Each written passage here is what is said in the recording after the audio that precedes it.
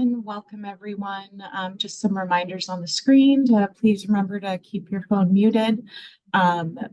If you have any questions or comments that you'd like to share during presentations, please drop those in the chat or raise your hand to come off mute.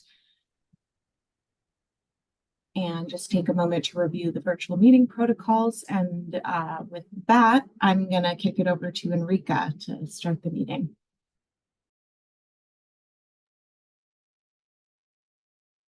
Hi, good morning, everyone.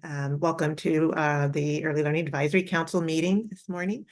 It would be great for the purposes of time. We're going to do introductions in the chat. So if you could just share your name, where you're located and your role, whether you're an ELAC member, a regional advisor, or a member of community, that would be great. We'll just take a moment to do some chat box introductions.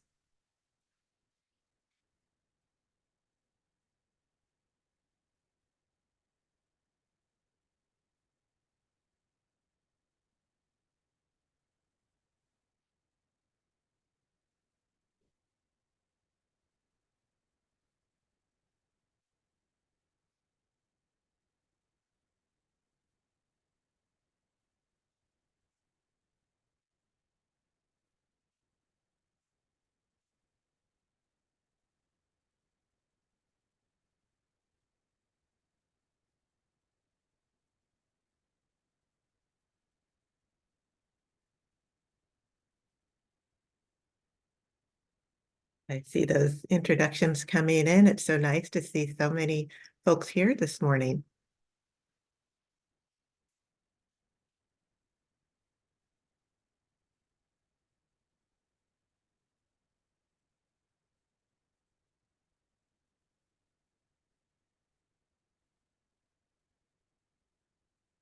We give it about another minute for chat introductions before turning it over to Lois.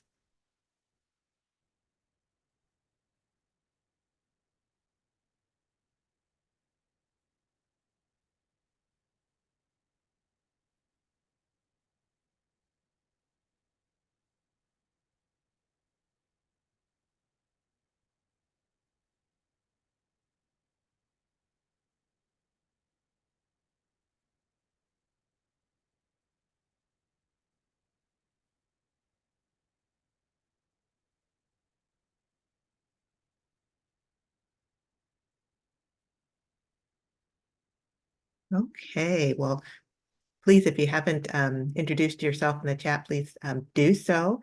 But at this time, I'm going to turn it over to Lois. And Lois is going to guide us through a review of the meeting minutes from our last meeting, as well as review the feedback loop and some of our updates. So Lois? All right, thank you very much, Enrica, and good morning, all. Welcome to today's ELAC meeting. I would just like for everyone to take a few minutes to review our December meeting minutes. Copies of the last meeting minutes were sent out in advance for you to review. So just wanted to make sure to see if people have any questions or corrections to the December meeting minutes.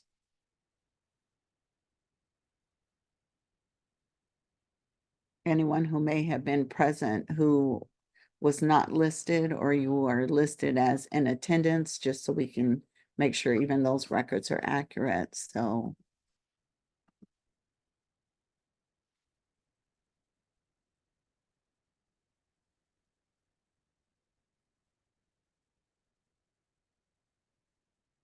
all right, so we'll just move on.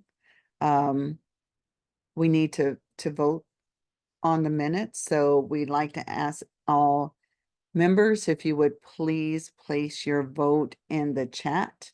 You can use thumbs up, thumbs sideways, or thumbs down as well. So we need to thank you, Jen. I see the votes are coming in. We'll give everyone a few minutes. I don't think there's a thumb sideways emoji, so if that's how you feel, you have to display that one on camera. Thank you, Deanne.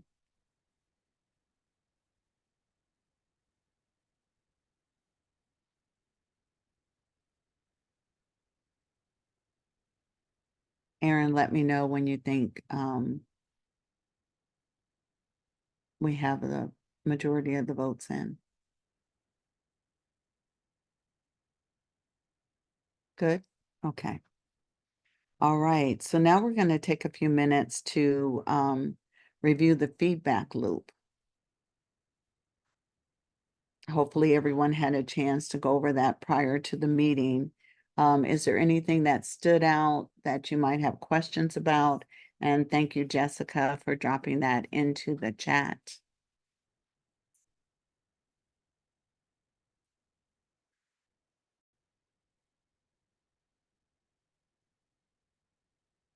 I'll give everyone who may not have had a chance to review it a minute or two to look that over to see if there's any questions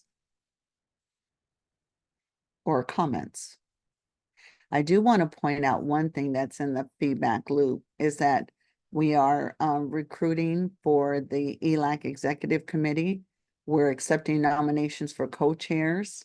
Below, you'll see the roles and responsibilities, as well as what Enrica and I thought would be the best way to describe the time commitments for the co-chair position. So please take a moment to review and reach out if you want to apply. Definitely the seat has been open for quite some time, so it'd be great to be able to have someone apply.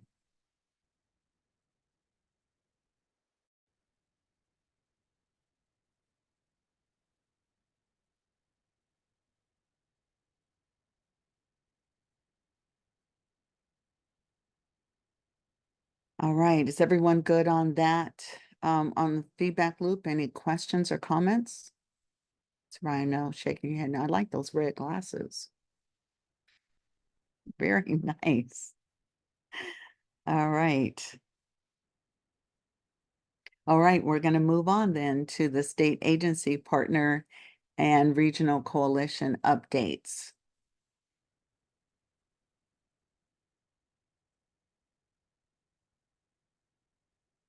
And there it is. Thank you, Jessica.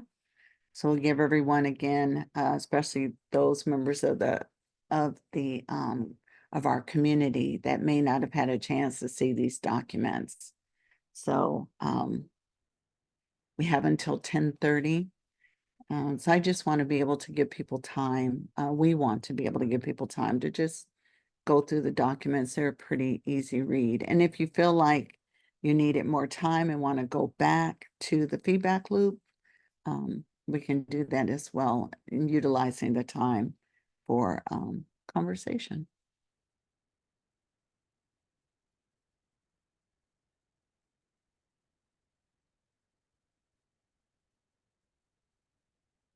So if I can just share some of the things that stood out for me as just a reminder for those, especially in the regions. And of course, I know CCA was doing this to encourage folk to complete providers the cost of care study. There's information about that. The childhood equity grant is coming soon. I know having complex needs training was something that different groups had advocated for. So that's coming. OSPI has a robust update. So if you have any questions, you can reach out to Ryan. There's updates from Veterans Affairs, Department of Health. It's just nice to be able to see our partners sharing information that will benefit our field. So let's take a look.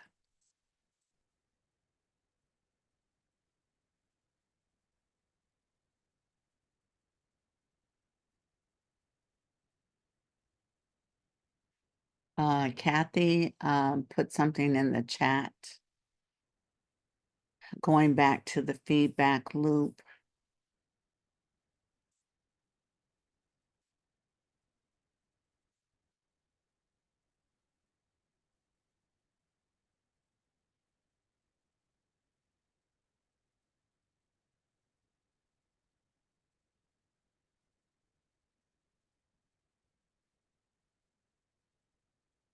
Kathy,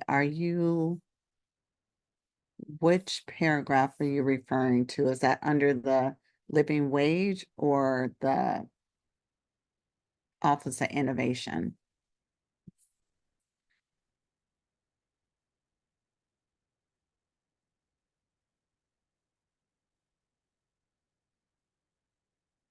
Oh, you caught it, Erin, I see. And the living wage. All right, so we'll be sure and pass that on. Very sorry, telemarketer. They seem to love to call when they think and know you're home.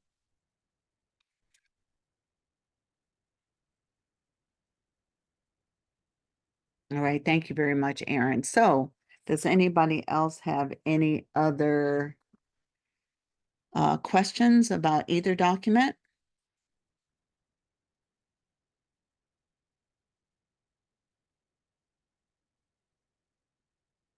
All right, well, thank you, everyone. Enrica, I'm going to turn it back over to you with the gift of 2 minutes.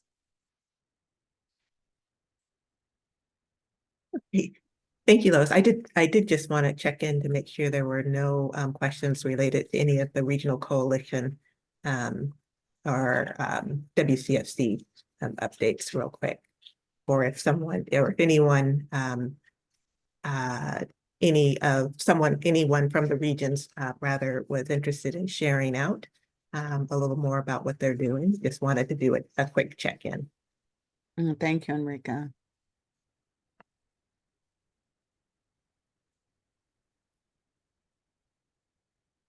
Enrica, I will give a quick plug for the living wage proviso work in the roundtable with CCA. WCFC is partnering in that work, and we will be engaging with childcare providers and families as we do that work. So I wanted to highlight our childcare voice network that we host monthly Thursday evenings from 6 to 7:30 p.m. I'm not sure, I don't see Brittany on my screen, not that she's not on right now, but if anybody would like more information on how to connect with us to have your voice heard, especially for childcare providers in that space, feel free to reach out to myself or Brittany. I will stick both of our emails in the chat real quick. Great, wonderful. Thank you, Colleen. And then Enrica, I do want to point everyone that Wendy shared in the chat that there is current grant opportunity through the Tribal Early Learning Fund. So for those who may not have seen that, to be sure and click on that information as well. And thank you for bringing that up, Colleen.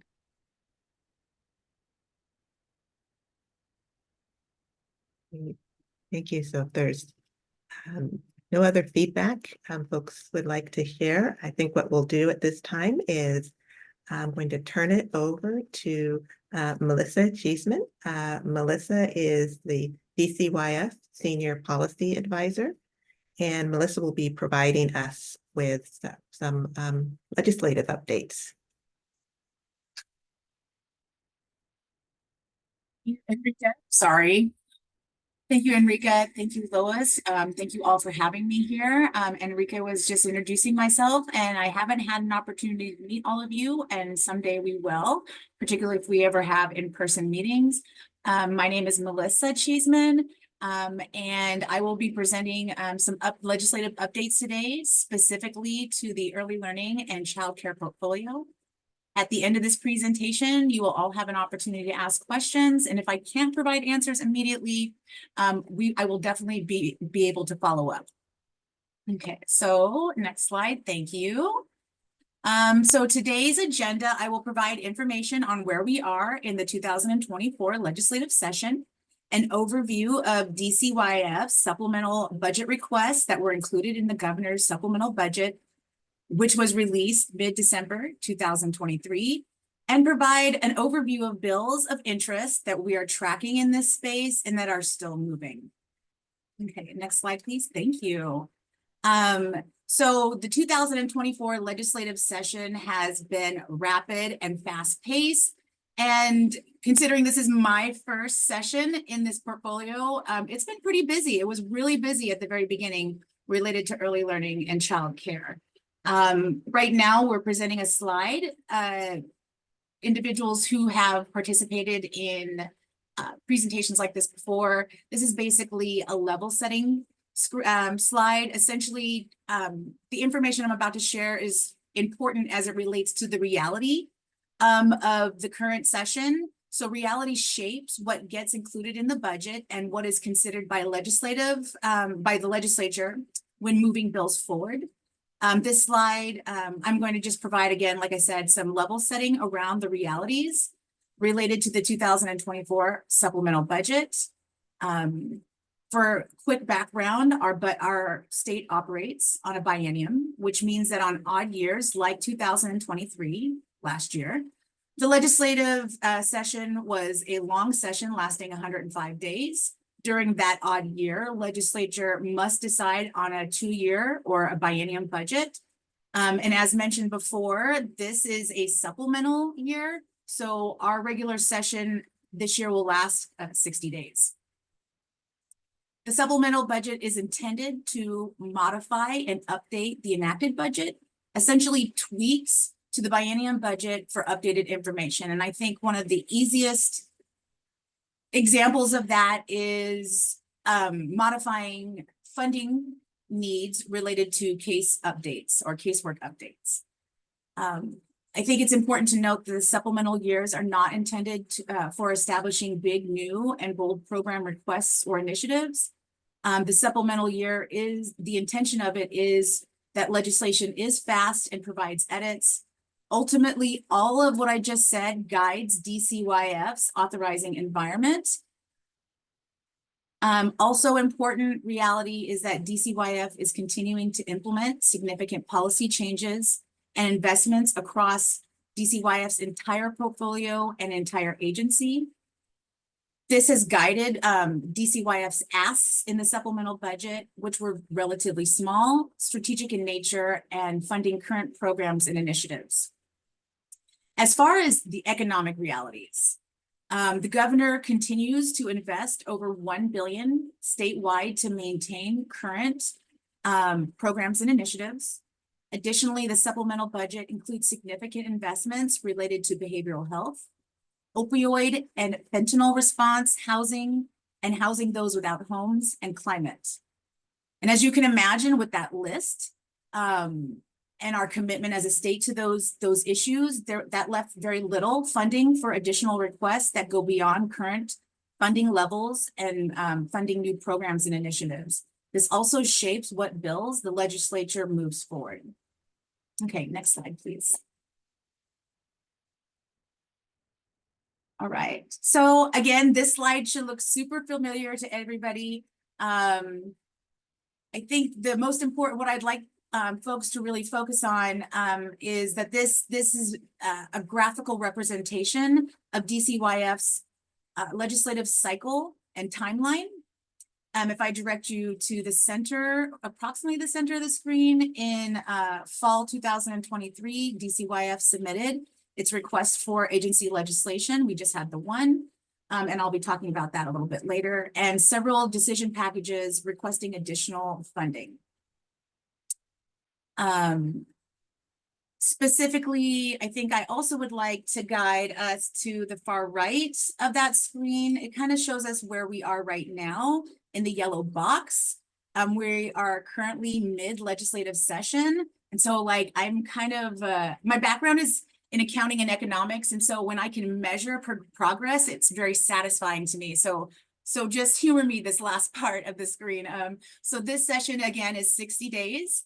Today marks day 30 of the legislative session. So essentially we are 50% of the way through. Like I said, that just feels really comforting to me and very satisfying. And the regular session will end March 7th, 2024. And that's when DCYF begins implementing, reaching out to advisory groups and working on implementation plans of enacted legislation. Next slide, please.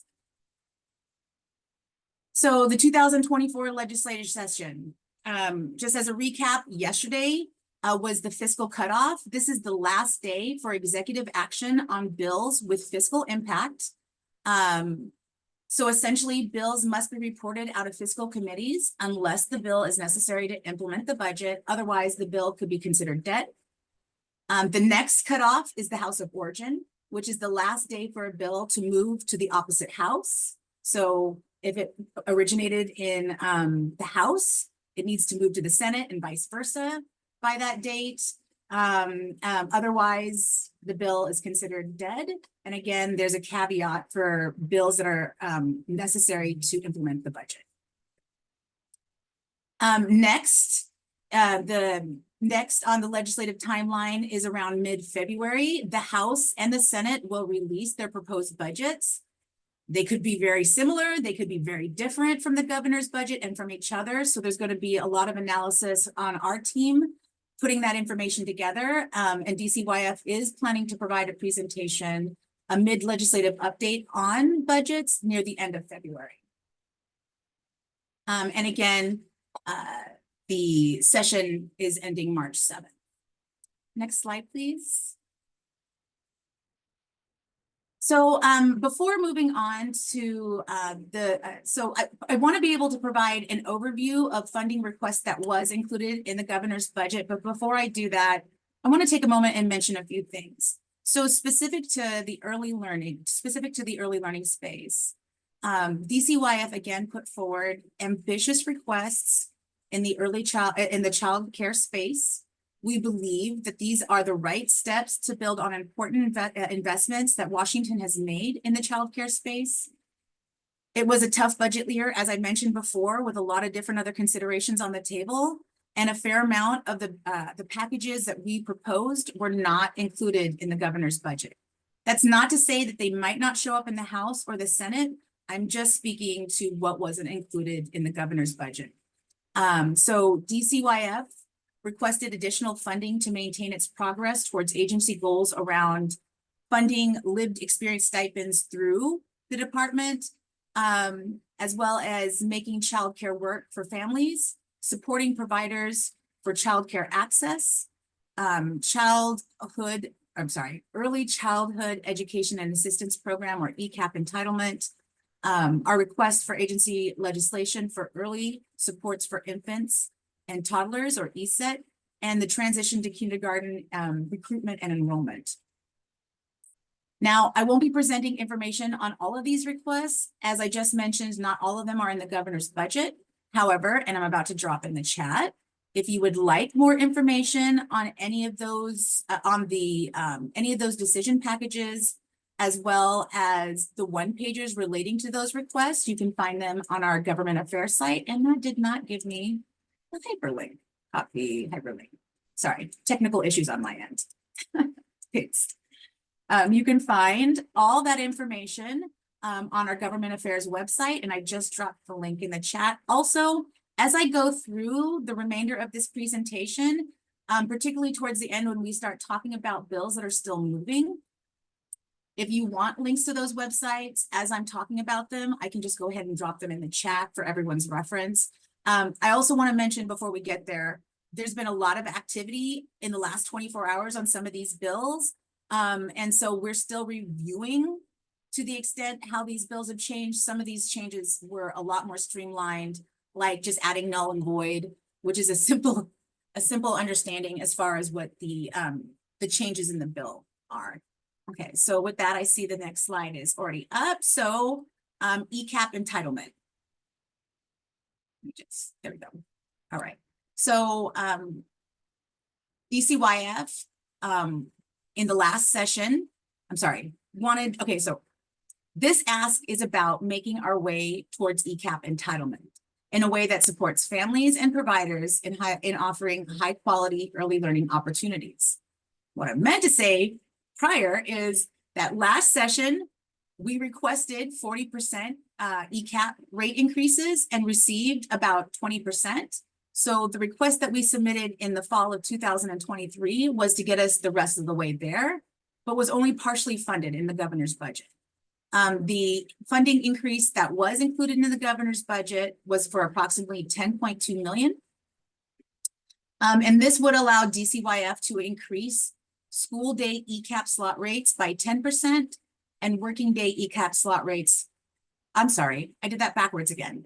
School day ECAP slot rates by 6% and working day ECAP slot rates by 10%. I keep switching these up. All right, next slide, please. This next investment is a funding request in direct response to second substitute House Bill 1550, which is the transition to kindergarten program passed last year in 2023. This ask was fully funded at approximately 1.4 million. The funding is related to coordinating recruitment and enrollment for DCYF and OSPI to support collaboration and connection between early learning programs on the ground in local communities as more and more programs emerge. This also supports the mixed delivery childcare system we have here in Washington State, where parents can choose early learning programs that best fit their needs and their families. And the ask was for resources that would exist between OSPI, DCYF, and Child Care Aware to support the coordination between the various types of programs and providers that exist within a given community. Right, next slide, please. So this is with regards to ESIT. It's our one request for legislation. And so for some context, the ESIT program enables children birth to 3 with developmental delays or disabilities to be active and successful during early childhood in the future. ESIT programs or ESIT services, the program services include physical therapy, occupational therapy, speech and language therapy, among others, delivered in natural environments like homes, childcare, and community settings with parents and caregivers to maximize the growth and the development of the child. This bill really is just a technical fix in the statute language to ensure that ESIT statute better aligns with the program reality. Current law is complex and limits DCYF and local ESIT provider agencies from counting eligible children for the full number of months they receive services. This proposal will change the ESIT monthly count date to the last day of the month and clarify language that currently creates ambiguity in billing for mid-month and entries and exits into the program and out of the program. If enacted, ESIT providers would receive payments for each month of services they provide to eligible children and families. This will support providers with appropriate funding, reduce complexity so they are able to provide this service.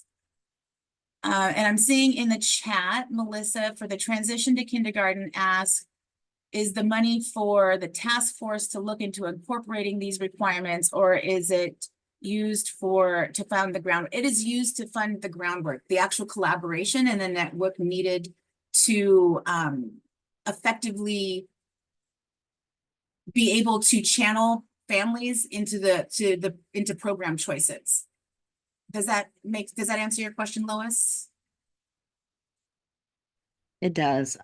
The way the language was worded, thank you, Melissa, I wasn't sure if it was saying that, if you don't mind going back to that slide. Well, yeah, co-convene a statewide steering committee. So I said task force, but. Oh, sorry about that. Yeah. So I was trying to see if the 1.3 is for the steering committee or I see, Brian's shaking his head, okay. Or if it's for boots on the ground, but it sounds like it's actually for the steering committee then to staff it. I was just shaking my head because I know I was just agreeing that's a great question. Oh. Yeah, so I'm not really sure. It seems like it might be for the steering committee.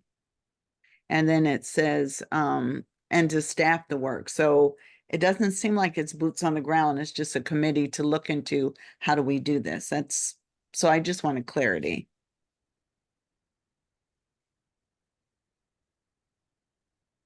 I think your question, I think I misunderstood your question, Lois. I conflated this being the work as the boots on the ground.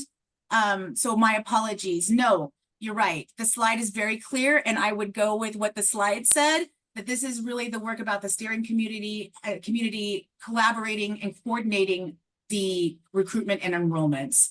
The funding is also added for existing contracts with key partners, again, to enable that coordination and work. Okay, thank you. And then I probably threw you off by saying task force instead of steering committee. We use those so much interchangeably, so sorry about that. But No, yes, not at all. clarifying. You've just taught me a valuable lesson, Lois, in asking clarifying questions. Okay, and I see Susan has something in there about having an equal number of providers on the steering committee. And then I'd be interesting to see who's actually going to be doing the work. Will that be in CE, or do you guys even know? I mean, I'd imagine you've thought about it because it's the DCYF funding package, like what the makeup's going to be, who's going to actually control the work, or am I putting the cart before the horse? I know that there are conversations about that were happening before I started. So full disclosure for everybody, Melissa started October 16th. And as far as the implementation for all of these things, I know that there are conversations around that. I don't have privy, but I'm going to write down your question related to the thoughts around. Can you say your question one more time, Lois? Oh, just to see who's going to be spearheading this work. And then also thinking about, and if you would incorporate Susan's ask that there be an equal number of providers on the steering committee. So just wondering who's going to be spearheading the work, where it's going to end up. Will it be, will like CE be the one forming the steering committee and responsible for coordinating it, where the work lies? But I see Deanne has her hand up, so maybe she has some input or information. Yeah, I feel like I need to jump in here. I know that for the last couple of years, there's been a CRE group that has been meeting there. It was very large at the beginning, probably 2 years ago. There was a lot of work that was done related to what needed to happen to move a truly coordinated recruitment and enrollment system forward. Because there was a lack of funding to really put any meat on those bones, for lack of better word, they lessened the number of people meeting because it just felt like we were spinning our wheels, that we knew what the work needed to be that would happen to start to try to do that work. So there was a much smaller group that Hunter has been leading. And it has included probably, I don't know, 10 to 15 people to sort of tread water until we could get to somewhere where we could there would be enough funding to actually do the legwork outside of those meetings to actually put together a plan to do more CRE. The original group that was a couple of years ago included many, many providers, and it was probably about 100 people that were meeting.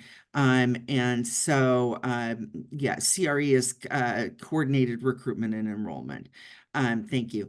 And so I feel like I need to give that background, and I think that we've just been spinning our wheels for about a year, and this, I think, is funding, and I don't know the specifics of this funding, Lois, but I think this funding is pointing at trying to get enough gas in the tank to start to make that into a reality and make it put together the plans to try to make it functional so it works for everyone. So that's what I know, Melissa. That's essentially, I didn't want to say that because I didn't have the background on that. So thank you. I appreciate that.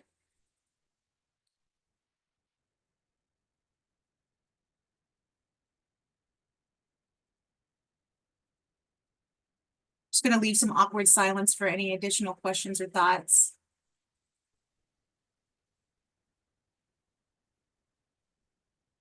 I had a quick question.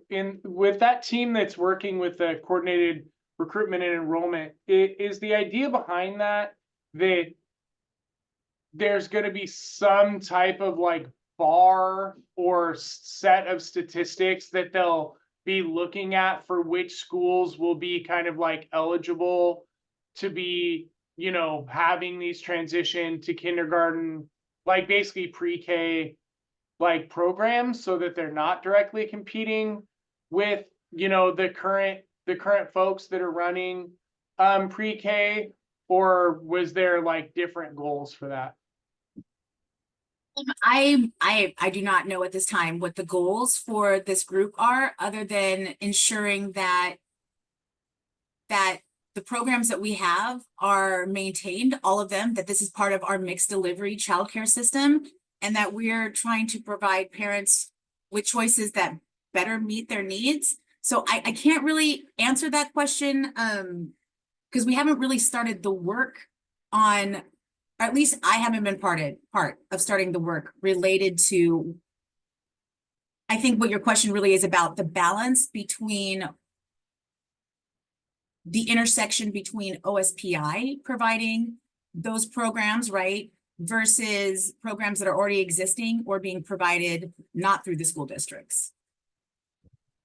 Yes, that's exactly right. Yeah, I just want to, like, my hope is that, you know, it's not just these are not just being open, you know, like because the school thinks so, that there's some type of like statistics or like threshold or whatever, because, you know, I think we all agree that families do struggle to find services in certain markets. But that there are many other markets that do have plenty of space, you know, that is available by current providers.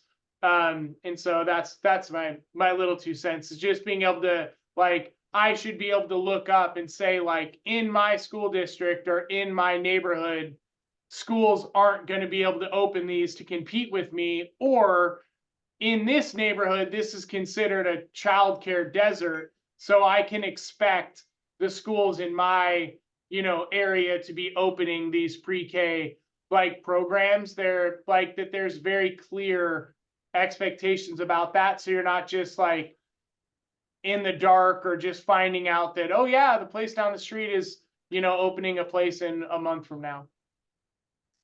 That's precisely the puzzle this group is supposed to be, this steering committee is supposed to be solving for, right? That's the whole coordinating and recruitment and enrollments. And I think that you're bringing up some really good content issue around that puzzle. And I think maybe pulling others into this conversation more directly related to the program implementation will be really helpful for this group. Maybe, as mentioned before, I know Hunter is leading a lot of this work internally. Great, thank you so much. Thank you.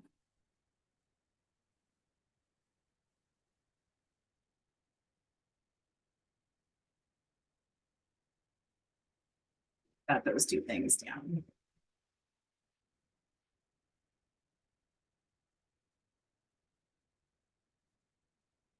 Okay, well, I think we made it through DCYF's investments that made it into the Gov's budget. There was one other budget item that I wanted to include that I think is really relevant for all of your awareness, is that there was an investment related to DCYF's early learning and childcare portfolio. It's about approximately 2.4 million funded to the State Board of Community and Technical Colleges. This investment is to assist community college staff to recruit, advise, and support early achiever scholars completing their early education qualifications. That's all I have now on what was included on the governor's budget. Like I said, most of our asks didn't make it in.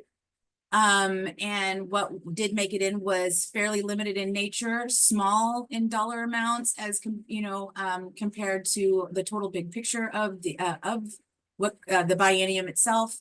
And next I will be presenting bills if there aren't any other questions before I move forward.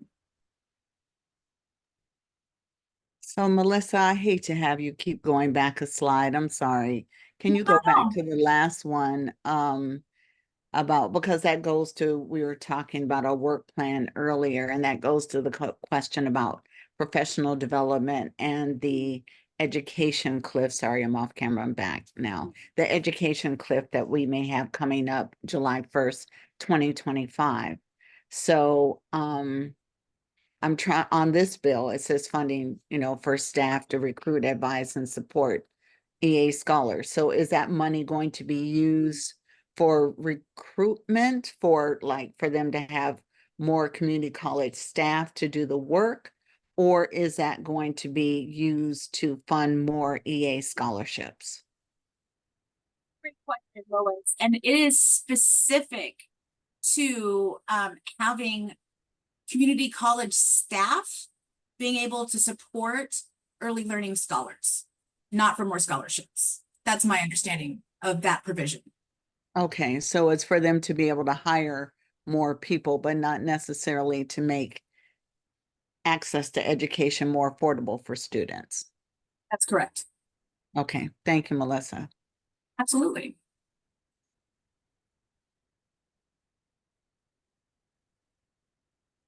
All right. More uncomfortable silence just in case there's additional questions.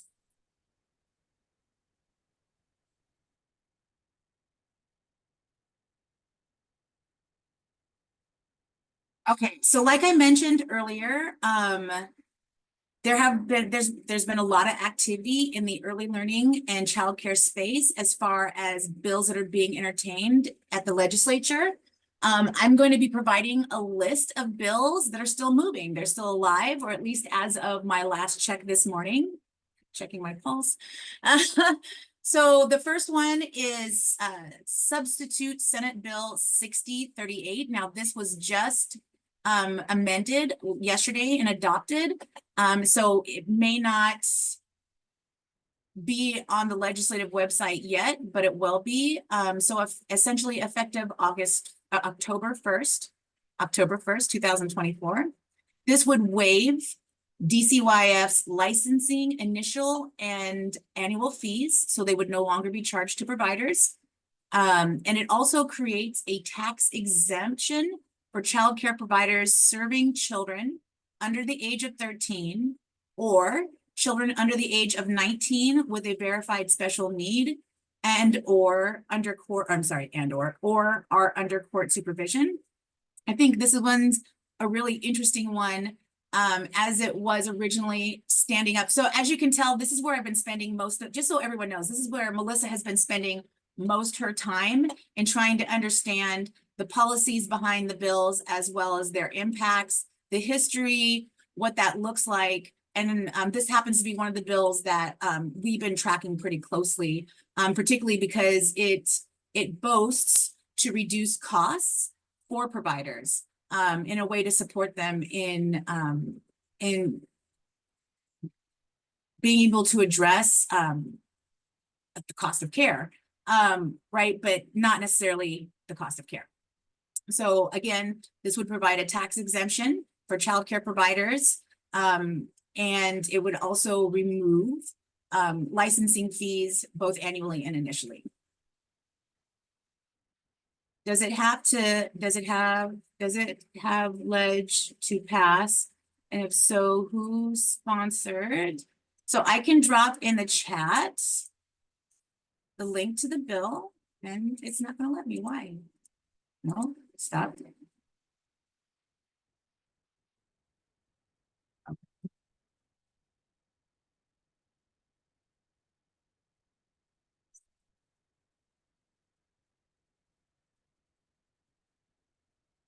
All right. Yeah. All right. So the tax exemption is from B&O tax. I see that question. And let's see.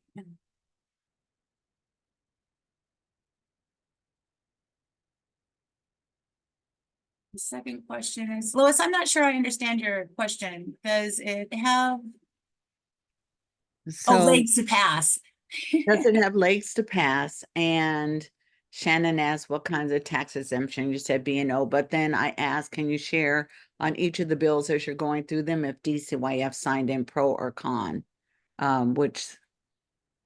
So on this, I don't believe we provided any testimony, pro or con or otherwise. We did provide edits to include children 19. Actually, what we said was childcare providers childcare providers serving children that are defined as eligible, which would include this under 13 category, as well as 19 with verified special needs, but they just spelled it out more specifically. And as far as movement is concerned, I can't really tell you much until we get closer to the House of Origin cutoff, but it's moving and it's still considered alive. I know that internally we support this bill because it does reduce administrative costs to providers.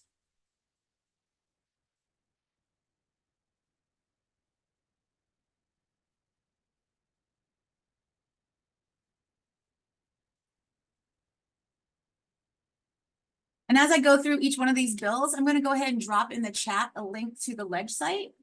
Because it has a lot of really great information too. The next one, if there's no other questions on 6038. All right. The next one, and I know this is kind of this one's also kind of a, not kind of, this one's a hot subject. Because I know it affects providers directly. This is Substitute Senate Bill 5774. This requires DCYF to provide fingerprinting services at early learning and child welfare offices throughout the state. The caveat here is the funding assumes only 10 offices and prioritizes areas that lack convenient access to fingerprinting services.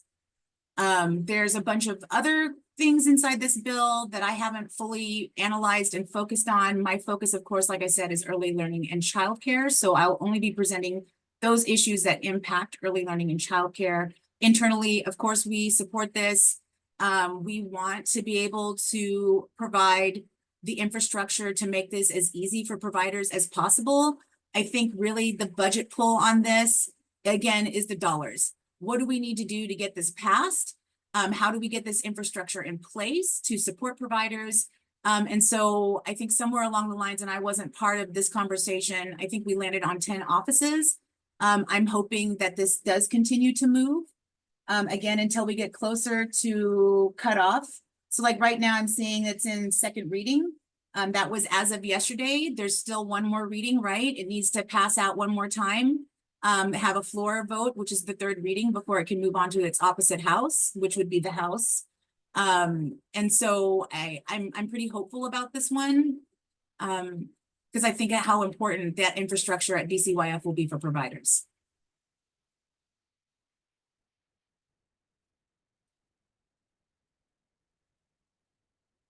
Lois, is the content that I'm adding helpful? Is it responsive? It is to me. Okay. I see some other folks shaking their heads as well. So, yes, I Thank you. appreciate it. Thank you. Okay, good. The next one is Substitute House Bill 1945. This adds for income eligibility consideration a child that is a member of a household that is either eligible for or receiving federal or state food assistance. This would modify that eligibility for Working Connections Childcare, ECAP, and early ECAP. So this is a substitute bill, so there has been modifications. But before I move on to like the effective dates, because that's what actually was modified in the substitute. This bill also modifies the ECAP definition of eligible child, which also includes the same language about being a member of an assistant unit eligible for or receiving federal or state food assistance. So again, what really shaped what could and couldn't make it this far is dollar impacts. And so one of the things to try to get this bill over the finish line is essentially tweaking it in a way so that it minimizes the dollar impacts. And so for Working Connections, childcare, this would be effective November 1st, 2024, presumably because for income eligibility, generally speaking, if you qualify for food, you also qualify for the childcare subsidy.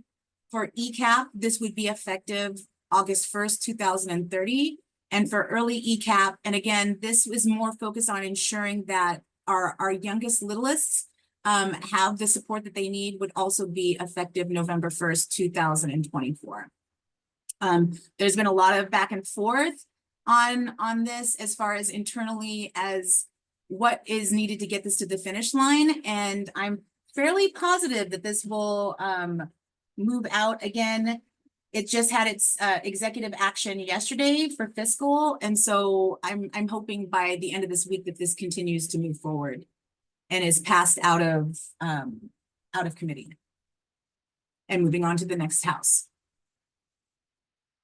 So that's for income eligibility. This next one is specific to activity, approved activities. So 21, 24, I'm going to drop that in the chat too. There we go. So this one also just had executive action and was amended. So I'm just going to read to you what the amendment was. If you want to know what it said before, I can also share that information. But essentially beginning July 1st, 2024, it expands Working Connection approved activities to include participation in early ECAP and early Head Start. Again, the presumption is wanting to make sure that our youngest, our littlest are having more access to quality care.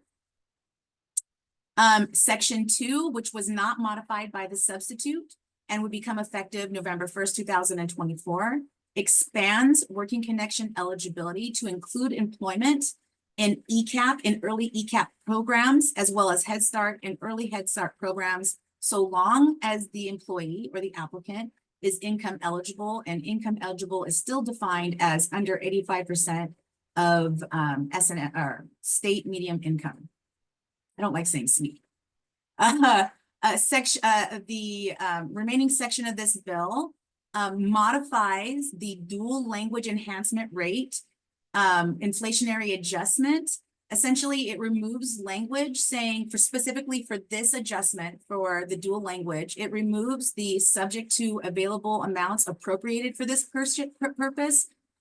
So if you read between the lines, essentially that would make the inflationary adjustment on the dual language enhancement rate automatic after every 2 years.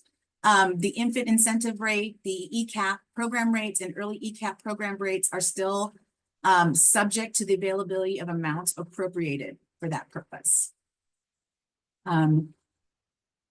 This has been another bill with a lot of back and forth, again, around trying to pare down the impact, the fiscal impact. I think this is also another really good bill that's likely to move forward and to keep our eyes on. The last bill on this slide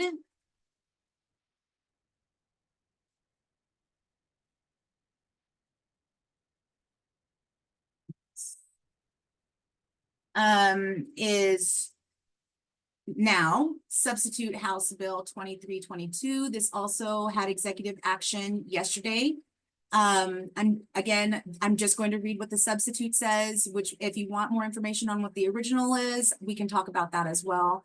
But essentially what this bill does now is it requires a report that studies existing employer-provided childcare, explores funding options, and provides recommendations on expanding childcare and how businesses can help in this venture. The lead agency for this report is OFM. There are several agencies, including DCYF, that will be required to participate. Before moving on to the next slide, any questions on that?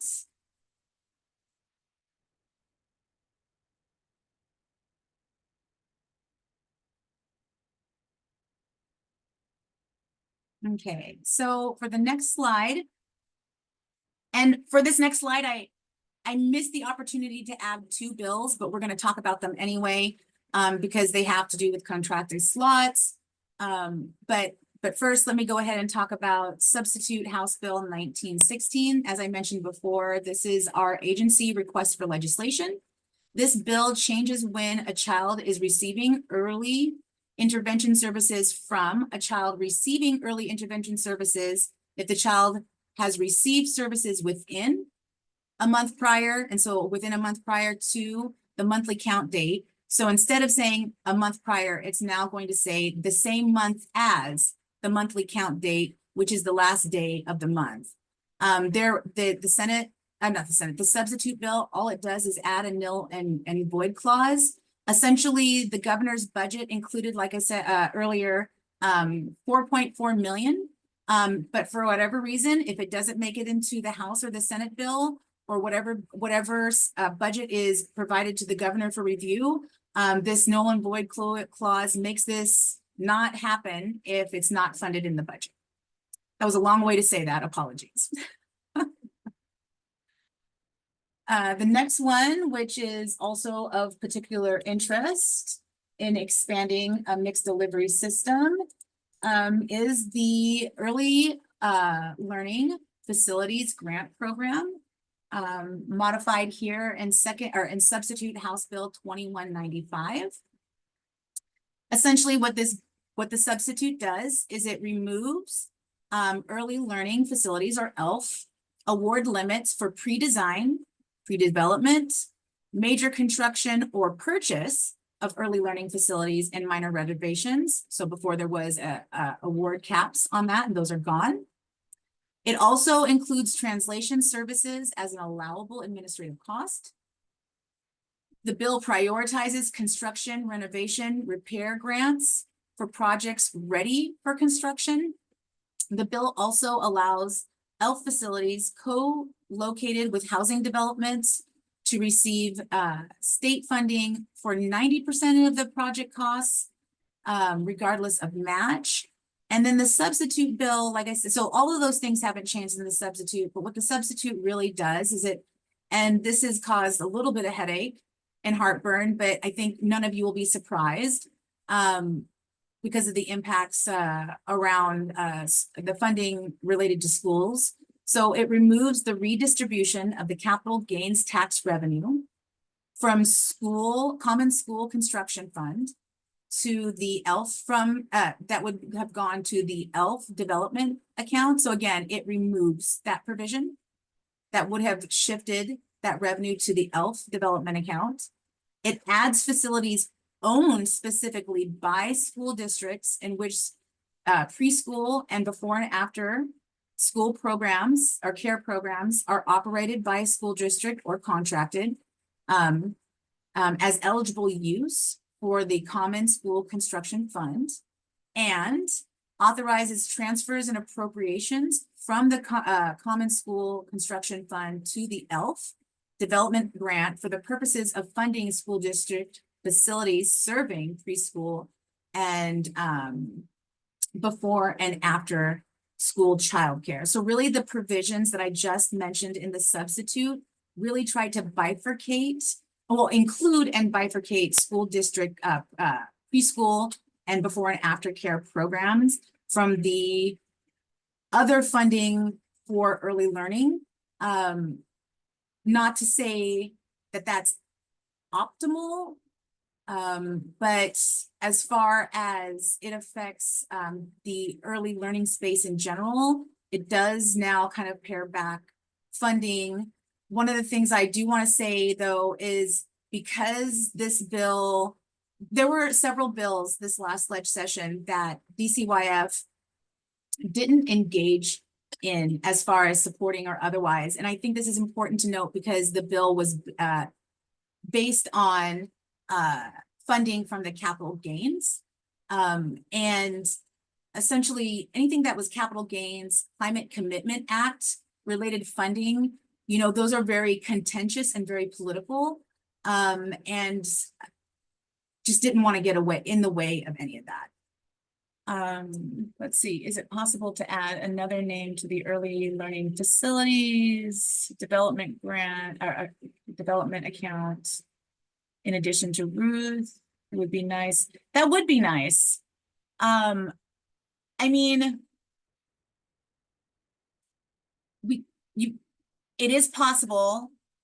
So just reading Lois's chat or question in the chat, and then specifically adding an additional name to this. So right now, then I believe it's Ruth yeah, Ruth, and I can't say that last name. I haven't practiced enough, but adding an additional name for that. And I'm looking here, Dorothy Rollingsworth. I looked that Yeah. up. So I like Dorothy that. Hollingsworth, I sent some information in the chat, and I know we're past time, but everyone seems to be very engaged. We'll manage our schedule as the day goes on, but just something to pass on to whoever the powers that be. And I've saved that That I link, think it's Lois. important to have someone who actually did some work in the field. It's one thing to be, it's different to have to be honor someone who's done work in the field.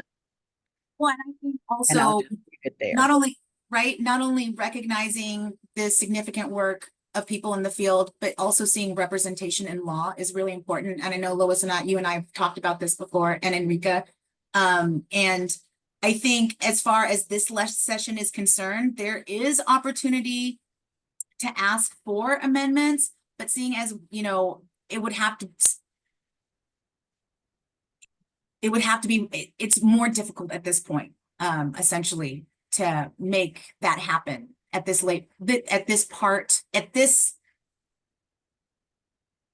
Yeah, but I in see the that, legislative session. thank you, Nancy. It may be too late, but it is something I know, Cheryl is on, different other folk are on that can, bring these conversations up. And like I said, Yeah. Dorothy is a person who comes to mind for me. There may be others, but I think that that is something that should be opened up for the field to be able to make nominations and for, again, someone on the ground. It's not, wouldn't be the first time. It could be for example, the Kagi Hollingsworth Fund, right? There are different things that we can do around this. So just a suggestion. Oh, thank you, Cheryl. And I'm writing it down. And especially as we're still pushing a focus on equity, I think this would be something that the department should champion. And absolutely, and there was one example, but that bill died.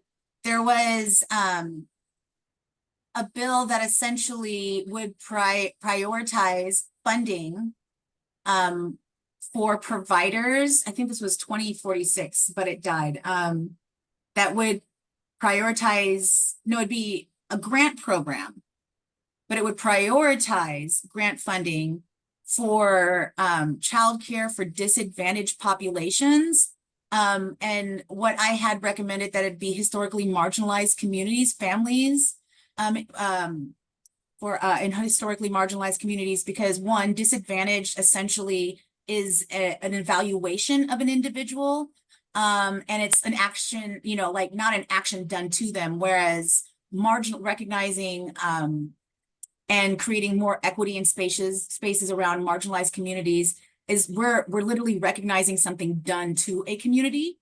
Additionally, when you say disadvantage, that is usually a metric based on income and based on the stats. Individuals that benefit the most from subsidy programs, whether federal or state, are white families. And again, don't necessarily prioritize the needs of individuals that have been marginalized by policies and laws that have led to crises in access to high quality childcare, as well as job opportunities and alike. So yes, Lois, that is absolutely on my radar. And I wish we had touched base on this earlier, because I would have absolutely made this recommendation earlier in the process. But I will keep it on our radar because there's always next year and the years after that. That's right. And you just basically made my argument for why we should have a person of color's name on any facilities development account, any accounts that are going to be named, that all of that should be taken into consideration. Absolutely. You know, and then that way we honor the field and, you know, not just those folk that are, you know, from the outside looking in, and you can be a champion and all that, but still a little maternalistic, and it would be nice to be able to honor those on the ground. Absolutely. I only have like, I think 3 more bills, 1 on the screen and 2 more that I forgot to add that I want to make sure I mention. So the next one is 2111. Essentially, all this bill does is it reorganizes working connections, childcare, RCWs related to eligibility, provider provider employee eligibility, co-payments, high school student eligibility, provider change of notice, standards and guidelines, contracted slots, overpayments, and the cost model. It makes no changes to any of those requirements or eligibilities. It's just shifting them around, making them easier to read and use. But there are two edits that remove or repeal specific provisions. One is related to unemployment compensation related to that temporary benefit increase that's no longer in play, as well as repealing the 2011 report and assessment. But like I said, there has been no changes to working connections, requirements, and eligibilities in this bill. This, of course, is something we support. Anything that provides better clarity, is easier to use, I think is best. But I also would like to see more movement in RCW structures that use plain talk and make it easier for the public in general to understand and be able to use more effectively. And I get that there's some need to really have a legal technical aspect in writing these things, but there has to be, I feel like that's the next step as far as ensuring equitable access to understanding the law, is using plain talk whenever possible, and making sure it's organized in a way that people understand how to use it. So bills related to contracted slots, there were a couple of bills related to contracted slots and home visiting for children receiving protective services. I'm going to go ahead and drop in the chat a link to these bills. One of them is substitute House bill, which also had action on it late yesterday. I'm gonna drop that in the chat. And then there was also 6109.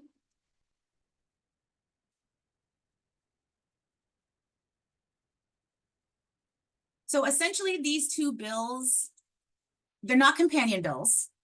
They are identical as the relates to the provision related to contracted slots, which I'm about to talk about in a minute. Although there are differences in the bill in different parts that are not related to early learning or childcare.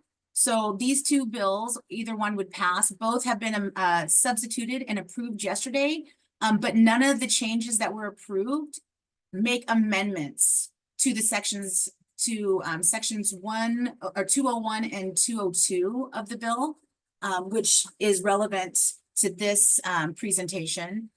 So these 2 bills essentially provide support for children affected by high potency synthetic opioids. Again, kind of going back to bills of interest, particularly from the governor's point of view in responding to this crisis, or I want to say as providing a response to the needs individuals that are affected by synthetic opioids. It adds a new section to RCW 43.216, which is where we find all of our statutes related to working connections, childcare, ECAP, early ECAP, and alike.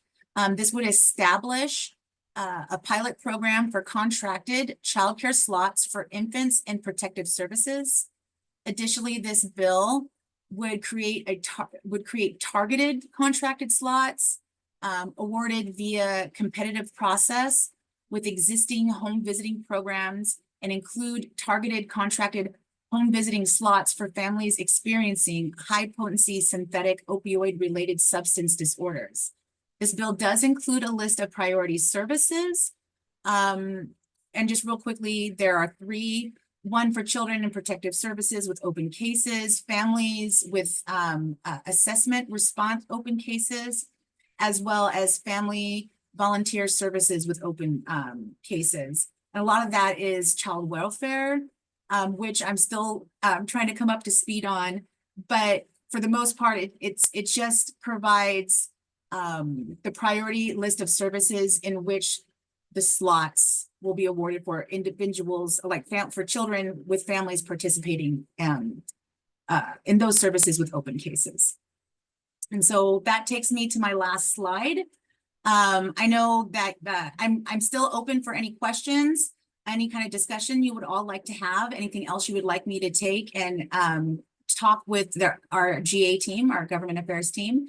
But just before I leave you all, just like some next steps. So the governor's budget is currently being considered in House Bill 2104. I'm going to copy that link and drop it in the chat. And Senate Bill 5950.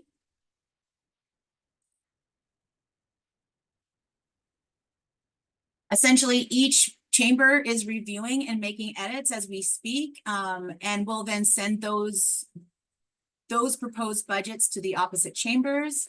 At some point towards the end of the session, they will need to reconcile the differences in the two budgets, and a single budget is presented to the governor for review. And like I said, towards the end of February, we will be providing mid-legislative updates, specifically on the proposed budgets from the Senate and the House. Now that I've taken probably more time than I should have, any questions, thoughts, any further discussion, or anything you'd like me to take back for consideration and further conversation?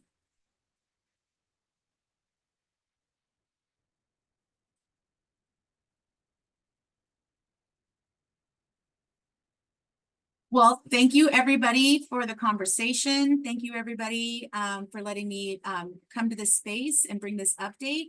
Lois, I am tracking two things. One, particularly as it relates to TTK, who will be leading that work. And the secondary question of that is the makeup of that, particularly will there be equal representation or an equal number of providers, as well as there was one other question. Wanting more information on our implementation plans around TTK and bring that information to the group. Awesome. Well, thanks everybody. Thank you so much, Melissa. And Enrica, are you going to do the handoff? No, I just wanted to say thank you also, Melissa, for just all the updates and the richness of the information that you've shared with all of us today. Incredibly helpful. I was also thinking, if folks do have additional questions or feedback that they want to share, you can also put those questions and feedback into our meeting reflection template for this particular topic area.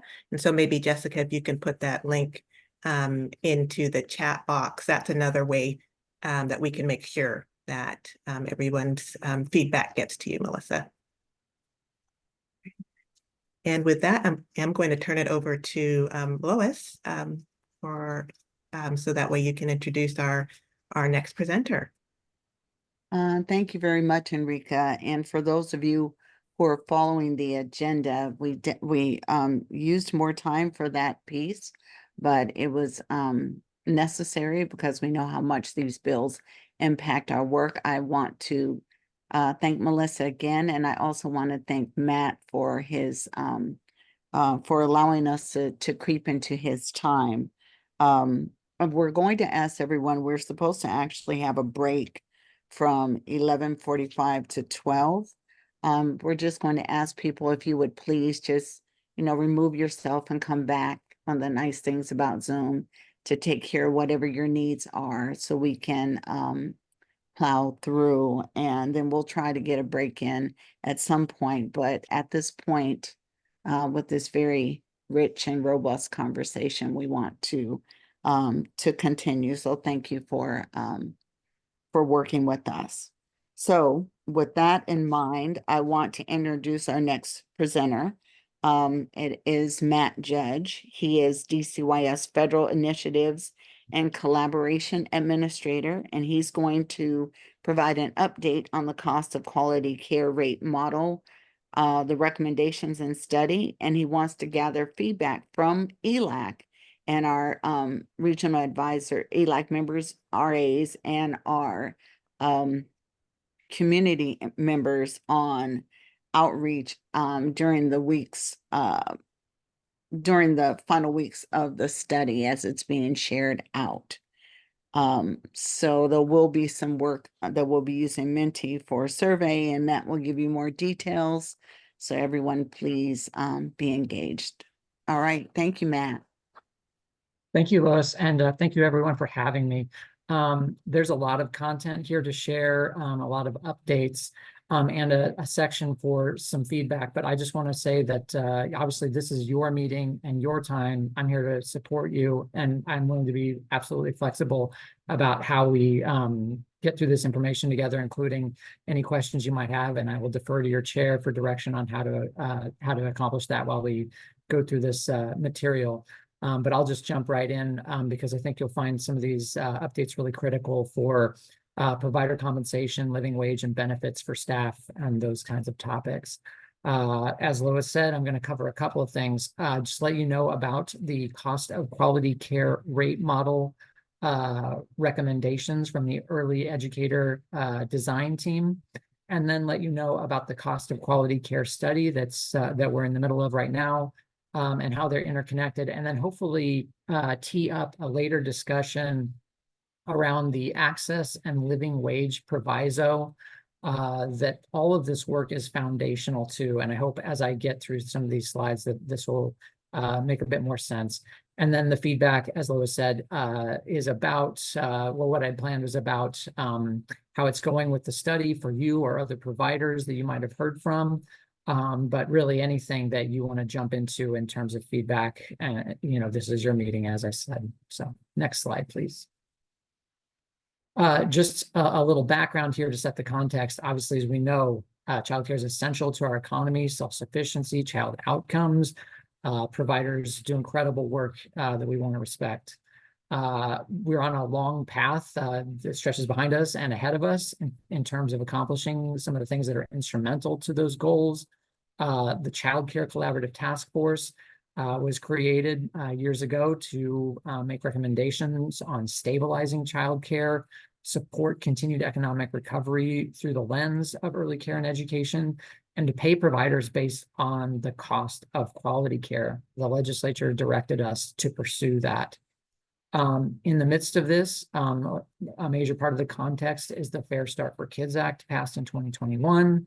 It, of course, increased eligibility in Working Connections Child Care Program, decreased co-payment amounts, and again, called for us to look to a cost of quality care model as the basis for setting Working Connections Child Care subsidy rates.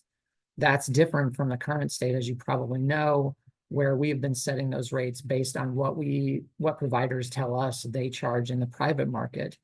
But we know that there is a break in terms of that market, in that families can't afford what it actually costs to provide care. And that means that staff wages, provider salaries, in many cases, are very close to minimum wage or not much better. And that's a situation that's unsustainable. Again, more context through legislation, collective bargaining with SEIU 925.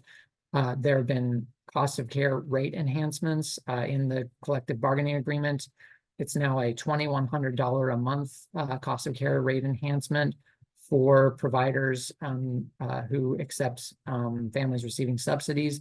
That's just a recognition of the obvious that the base rates themselves don't get to what it actually costs to provide care, and that we have that break in the market. So in the context of this, in 2022, that Child Care Collaborative Task Force did release a cost estimation model that allows you to enter program characteristics and determine what it would cost a provider to provide services under different models. It's from that model that DCYF is tasked to establish base rates in Working Connections Child Care Program that reflect cost of care. With that model, though, there are several variables that you can choose when you go in there. What kind of assumptions would you make about the wage of childcare providers? What would you assume about their benefits? What would you assume about the amount of time that they have to do planning in their classrooms and parent-teacher conferences, things like that? And so what should a base rate be able to cover is the essential question there. And so we went to ELAC, and I believe provider supports as well, with the idea of having Childcare Aware's existing early educator design team really look deeply into these recommendations or into these variables and make recommendations about what to assume about them. And so we've concluded some of that work, and I want to share those recommendations with you. Part of this is that cost estimation model was based on a survey that was conducted back in 2022 that asked providers what many of their costs were, and we need to update that, obviously, to have the most up-to-date data on cost, so that when we do get to make recommendations on rates that reflect it, that the data is up to date, that underpins all of that. And finally, 2025, 2027, again, Working Connections eligibility will expand under the Fair Start for Kids Act. ECAP entitlement continues on its path. And so that's, again, part of the context. Next slide, please. So turning my attention to the cost estimation model, or as I'll call it from the rest of this meeting on, the cost of quality care calculator, there are really three broad categories of costs that it looks at. There are those non-personnel costs, fixed costs like rent, mortgage, utilities, some materials, that kind of thing. The bigger share of costs, and in fact, the lion's share, are those personnel costs, just what it costs to have your staff, their salaries, wages, and benefits. And then the third category here are those quality enhancements, quality variables within the program, things like those parent-teacher conferences, the curriculum, all the things that contribute to a program's quality, however you might want to think about that. So when we're looking at this early educator design team's work, they're focusing in on the personnel costs and the quality enhancements, and not the non-personnel, because that is the category that our survey fills in the details. We find out from providers what their rent and utilities and mortgages are through that survey.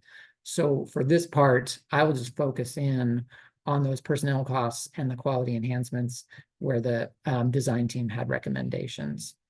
Next slide, please.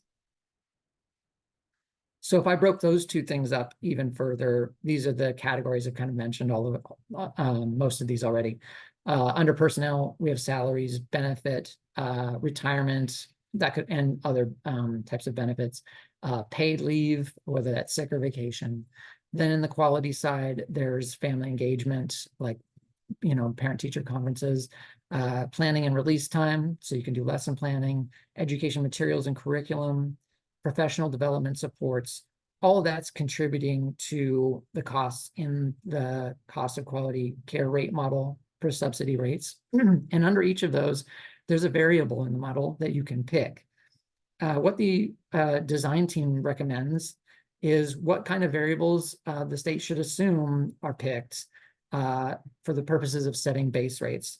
Now, there's one thing I want to be really, really clear about. The early educator design team isn't making recommendations about what providers have to or ought to pay their staff, or what kinds of retirement benefits or paid leave, or what kind of family engagement they have to do. It's more to say that if you were to have a subsidy rate, it would be capable of paying for example, family engagement of a certain number of days per month, or salaries of a certain level. And then a provider's choice about how to use the base rates is not determined by those recommendations. So again, just to reiterate, these are not requirements. The idea is that this is what this could pay for if we build it in. Next slide, please.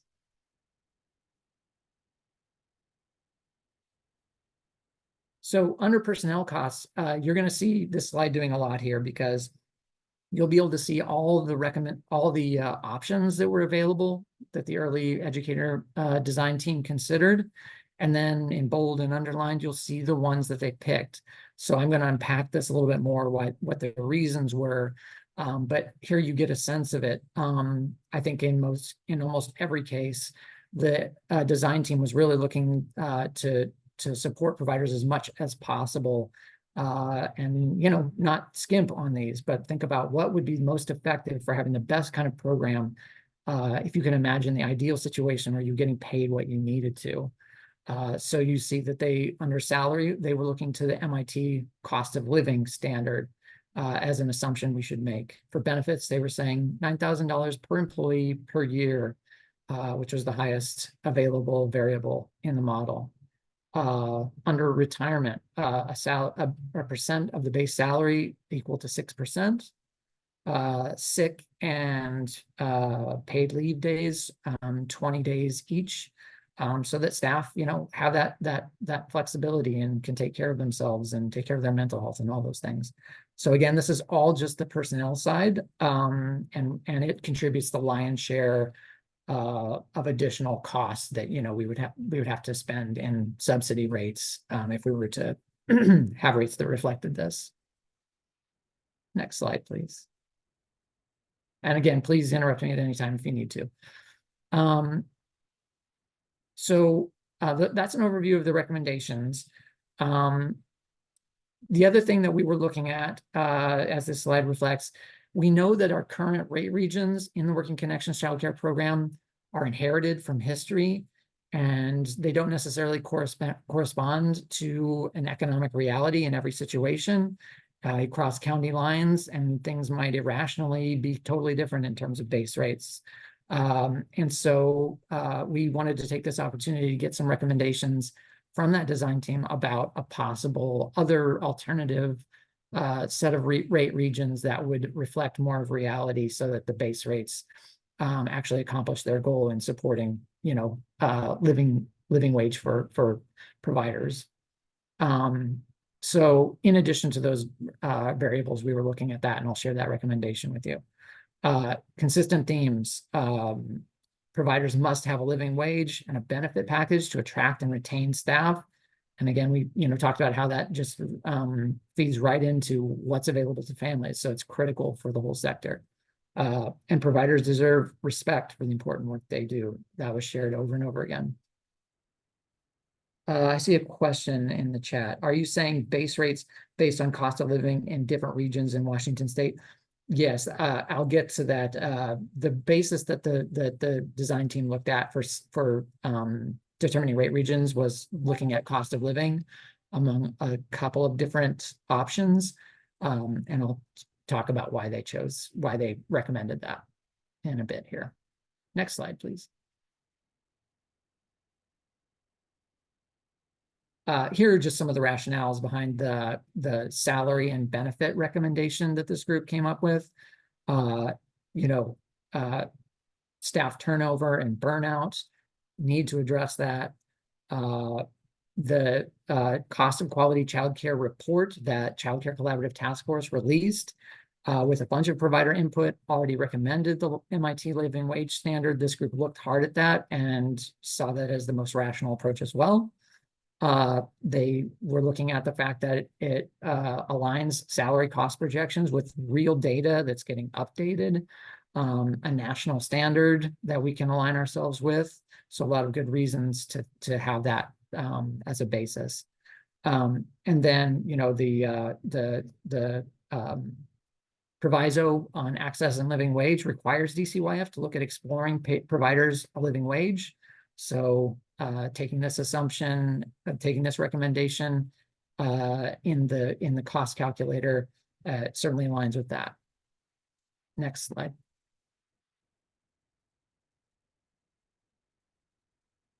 Then there was recommendations around sick leave, retirement benefits. Nothing surprising here. COVID-19 showed us just how our health gets affected. Staff in ECE are no exception to that. We need retirement benefits if we're going to attract and retain staff and just, have a quality of life. The team recognized that in that recommendation. And then wanting to have that health and life insurance available so that families can, so that staff can take care of themselves.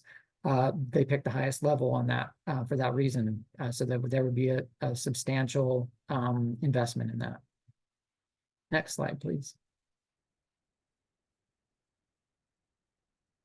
You're probably wondering, what does the MIT living wage standard look like? And what does it look like in the context of ECE and all the kinds of staff between centers and family homes that you might see? So the way this is handled in the cost calculator or the cost model is that you set the living wage standard for an assistant teacher or an aide. And then, so they're earning a living wage. And then for positions that require more experience or expertise, you increase upon that base living wage. So your lead teacher salaries are a bit more, your assistant director is a bit more than that, and your program director is a bit more than that in a case of a center. And then in family child care, you have an assistant teacher earning the MIT living wage and a family child care owner earning a substantial amount over that. So this isn't, again, not to say this is not a wage scale that's mandatory.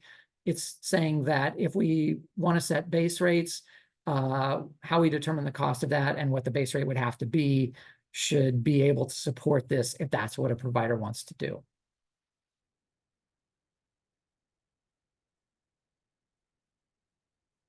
Next slide, please.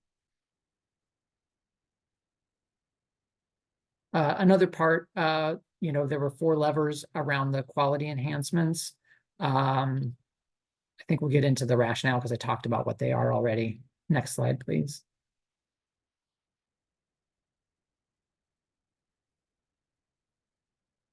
So the team here wanted to make sure that there's ample time set aside for training and professional development. 20 hours would support a part-time position to enable that to happen for other staff. This group recommended the highest investment in educational materials, recognizing the quality that delivers for kids. And then they saw it as really an ideal and best standard that the base rate could support a provider to have 3 conferences and actually staff a family engagement specialist. And again, that really equates to, do you have a position that can take on, sufficient to take on the time that it requires to do that. And then, here's another one.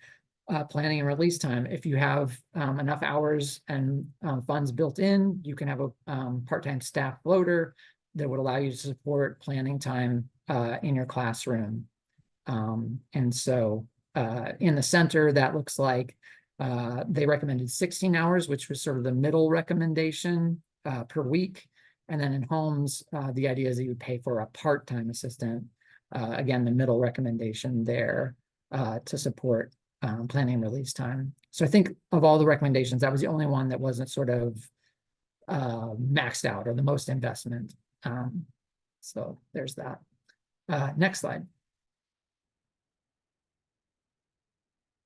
Yeah, so probably nothing surprising here. We want to support the skills and engagement of staff in the professional community and in their professional development. We want to have quality assessment tools and curriculum and support effective family engagement. Family conferences can push teachers into overtime. We need staff's capacity. We went over and over this in the group. Again, we're not requiring, the idea was not to require these conferences, but it's the kind of thing that an investment like this could support. We know that engagement looks so different from program to program, culturally, many different ways. Family engagement is an important component of high quality care. We want to do more. And then planning time supports that high quality care. But right now, this is happening off the clock because there just isn't the support in a lot of cases. So their idea, again, is to have a base rate that could support that amount of planning time. Next slide. So what's the bottom line? What would my rates look like? Well, it's complicated. I can't give the full answer here. One of the central reason is because the cost calculator was built using childcare aware regions, and those don't necessarily equate to the 6 regions plus Spokane that we have in working connections currently. So we have some work ahead of us right now to convert. So we're furiously trying to figure out how we're going to do that. There'll be a rational basis. It'll make sense, but that means I can't tell you what rates are right now, and I can't tell you what the total bill is for this if we were to ask the legislature to fully fund cost of care. But what I can say roughly is that when we do the back of the envelope, we're looking at increases of, on average, about 65% above current rates. And that would be, you know, a massive investment by the state to make that happen in base rates. The other thing that I didn't mention here, again, this little estimate is based on the existing data we had from the 2022 cost survey, and we're in the midst of a new cost survey. So we're going to get refreshed data that would also affect the bottom line calculation too. So all the more reason to like caveat what I'm saying about this percentage increase. Next slide, please. So beyond the calculator, I talked about the team wanting to look at recommended rate regions. The legislature, I forget through what piece of legislation, directed us to look at this. And they were saying, look at a few things.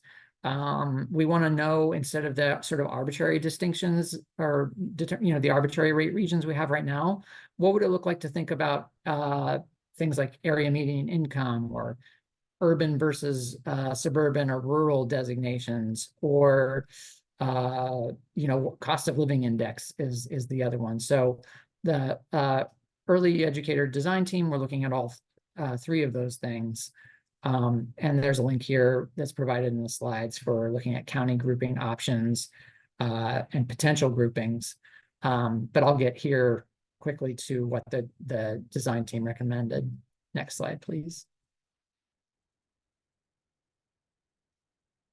So what the team was looking at when we were looking at median income, there are several issues. One of them is if you are basing things on too small of a geographic region, all of these, like zip code, for example, all of those can move at different times, and they're always moving, and you've got to keep these things relatively up to date. So there is reason to kind of find a middle ground approach in terms of how granular you're going to get about these different rate regions. So that was one consideration. Another consideration is that when you look at different counties, some of them might have a cost of living and a state median income that are reasonably aligned with each other.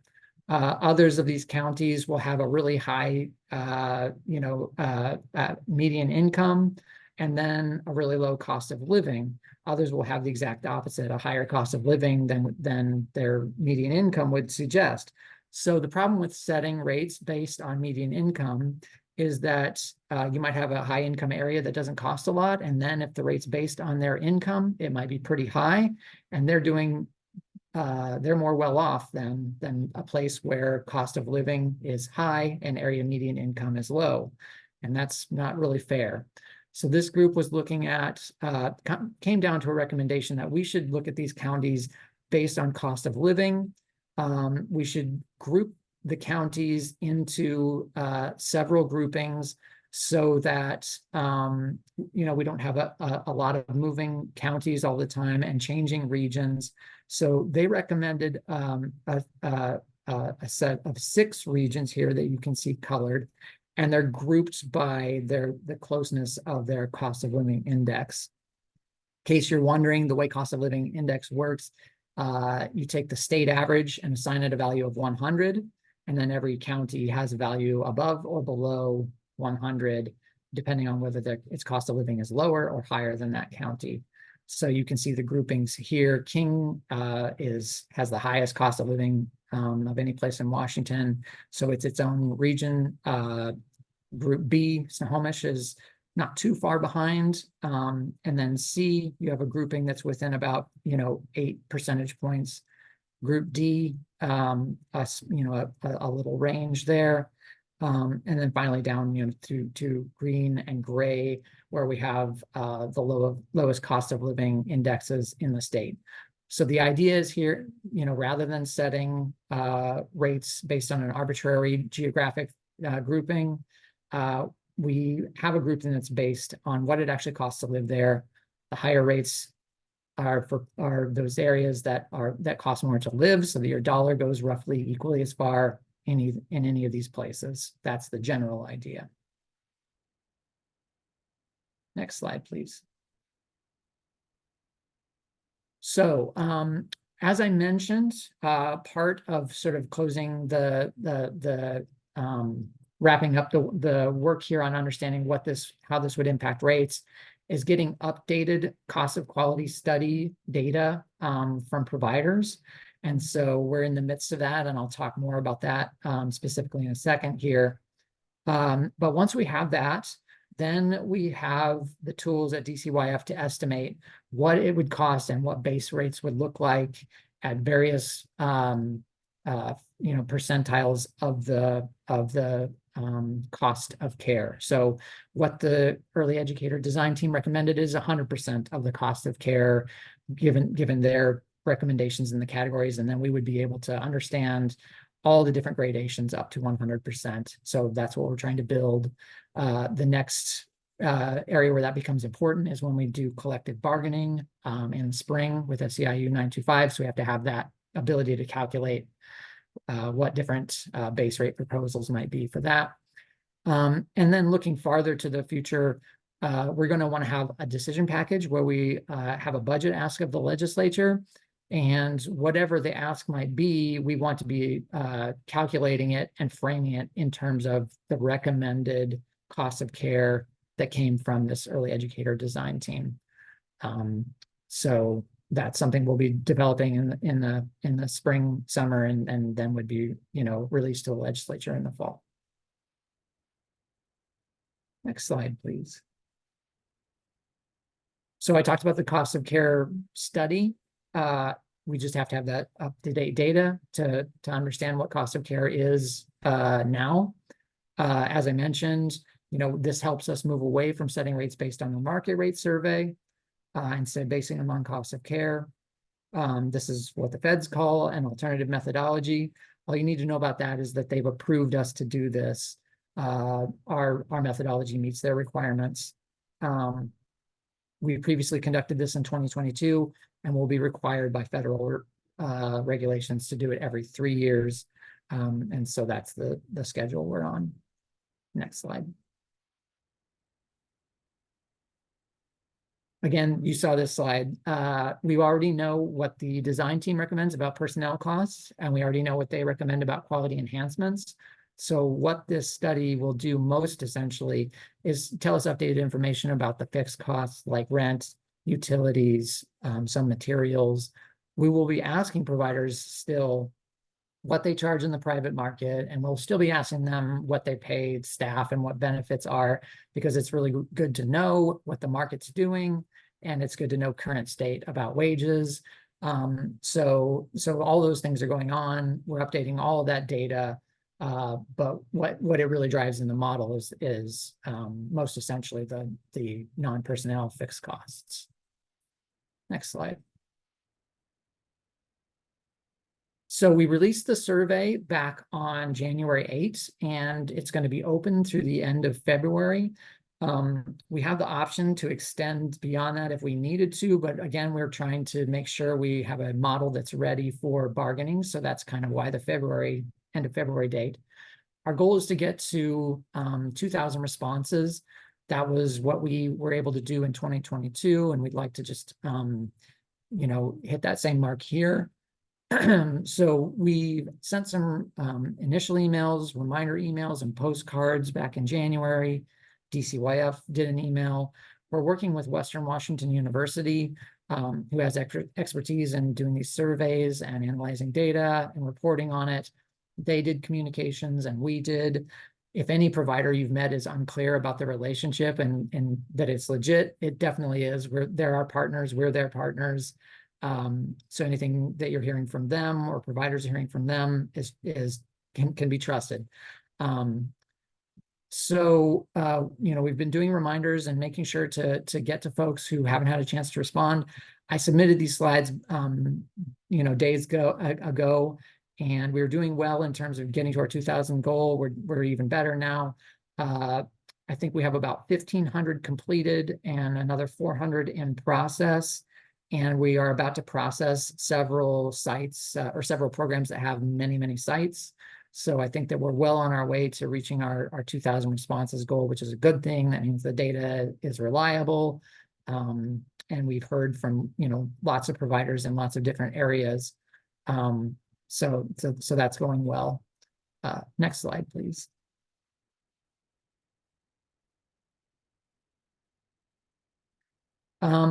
So at the time of this writing, we were planning on sending out another postcard mailing this week, but actually the message we're hearing from providers is stop bothering me in some cases, and we're doing well at getting responses. So we're actually going to hold off on that.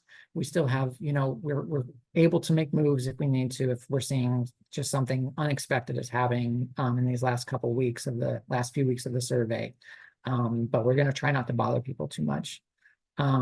We've done one round of phone call reminders. We're still, on schedule to do another set of reminders on the 12th.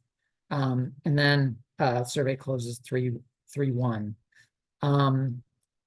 We are providing an incentive. It's a $100 Amazon gift card this time around. The idea there is just to say, hey, we recognize that this takes time to do. It takes time to do it well. And just to try to show a little bit of respect for the amount of time that providers are putting in above their regular hours. I don't know if that's responsible for what's going well in terms of response rates. We have had questions, where's my money? That's what I would be asking too. It will come out the week after the survey. It actually will come directly from Amazon with a message from us thanking you for participation in the survey. So as I was saying, we'll incorporate the new data that we get into the rate calculators in the spring so that we understand true cost based on the most recent data. Next slide, please. So we can talk about any kind of feedback you'd like to give.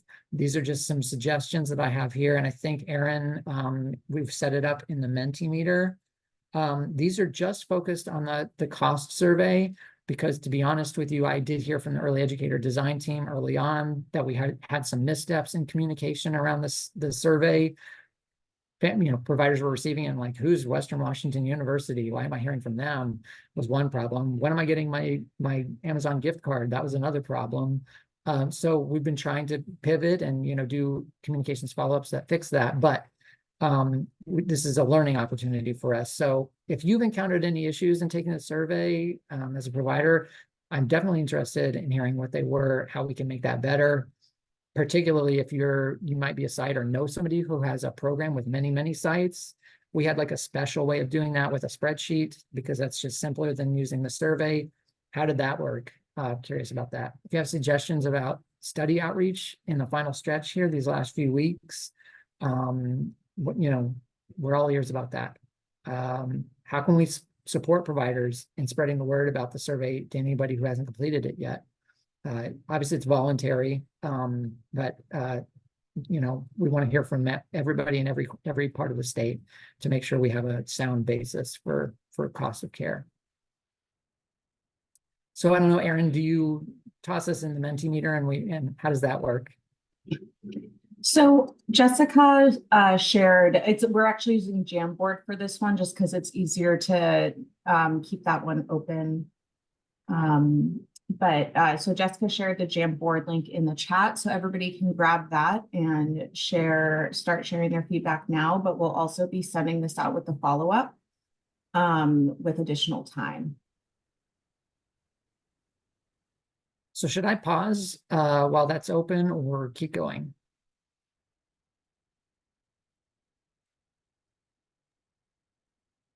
Matt, I see a hand up from Sandra, I believe. Yeah. It is, if it's appropriate, Matt, just a question, uh, talking again about all of the surveys that we're getting coming through the pipe now. Is there a feature on those surveys so once you have answered it, you kind of drop off the list and it doesn't pop up again? Or it'll tell you when you go in that you've already done it?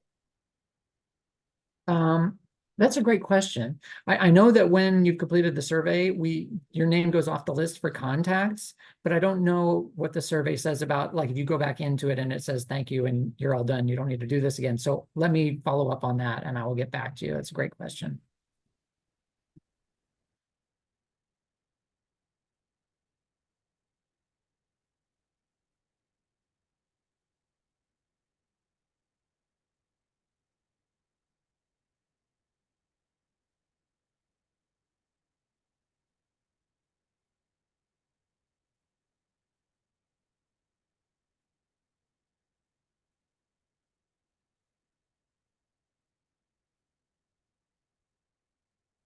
Lois or Aaron, should I move forward or pause here?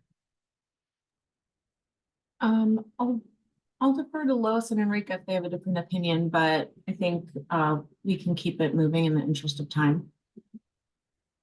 So I know that we have Ruben and Hunter and Travis here, and I am not sure how flexible they are for time. I know that Frank is coming on at 12:30. Matt, what we may have to do is send this out to the group, which would not be a bad thing anyway, to give people more time to be able to reflect on what their answers will be. And I have not had a chance to run this by Enrica. So, Enrica, what are your thoughts? No, I think that sounds like a great plan, especially given the time. Yeah, so Matt, thank you so much for being flexible. We usually try to give you more time, not less. So we apologize for that. But today has been a rich day. And it also, the nice thing is that it does give those here as well as folk in the community who could not be in attendance a chance to weigh in. So maybe if you can coordinate with Aaron and the rest of the CE team, we could send it out, give folk a deadline to respond, and also ask them to share it out with their networks, as we often do. Yeah, absolutely. Happy to do that. And if I can just say one more thing, because I promised I would do it. I want to just set up that this conversation about subsidy base rates is again foundational to a conversation going on about how we come up with an implementation plan for access and living wage, meaning that all providers across the state would have a living wage. And families would pay no more than 7% of their income. The legislature has tasked DCYF with coming up with that plan in June 2025.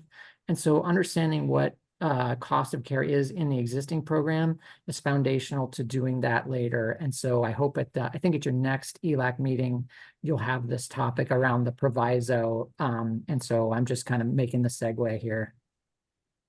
And so with that, thank you all for having me, and I hope you have a good rest of your meeting. And I look forward to following up on some of the things we see coming out of this segment.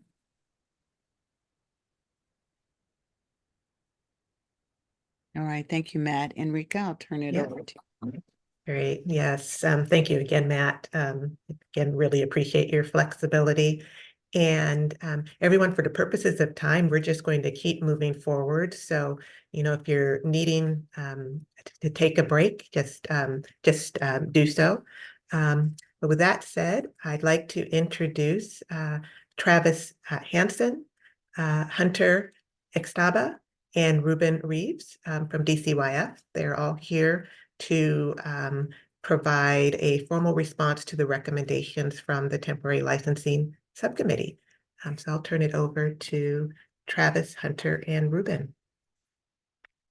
Thanks, Enrique. I appreciate it. Good afternoon, everyone.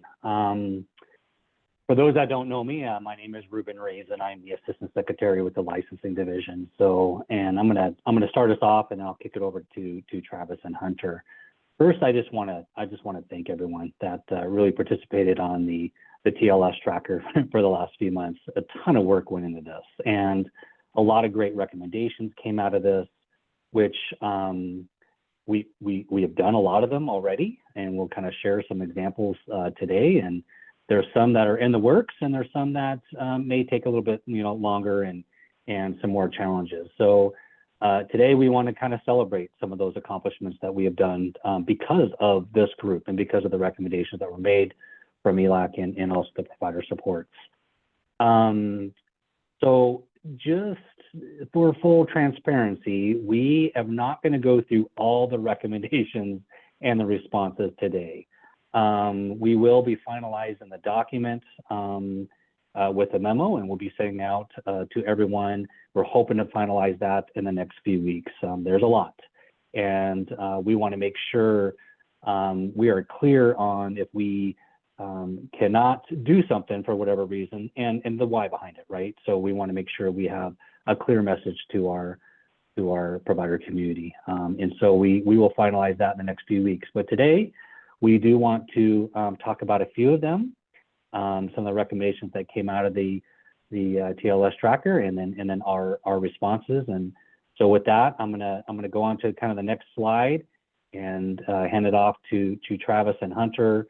Travis and I will partner with some of the recommendations and the responses on the licensing division, and then Hunter will address some of the things from early learning. So thank you. And Nicole, sorry. Nicole, I see you there. Do you have a statement before we go? Hunter, but Travis and I will take team here. So Travis.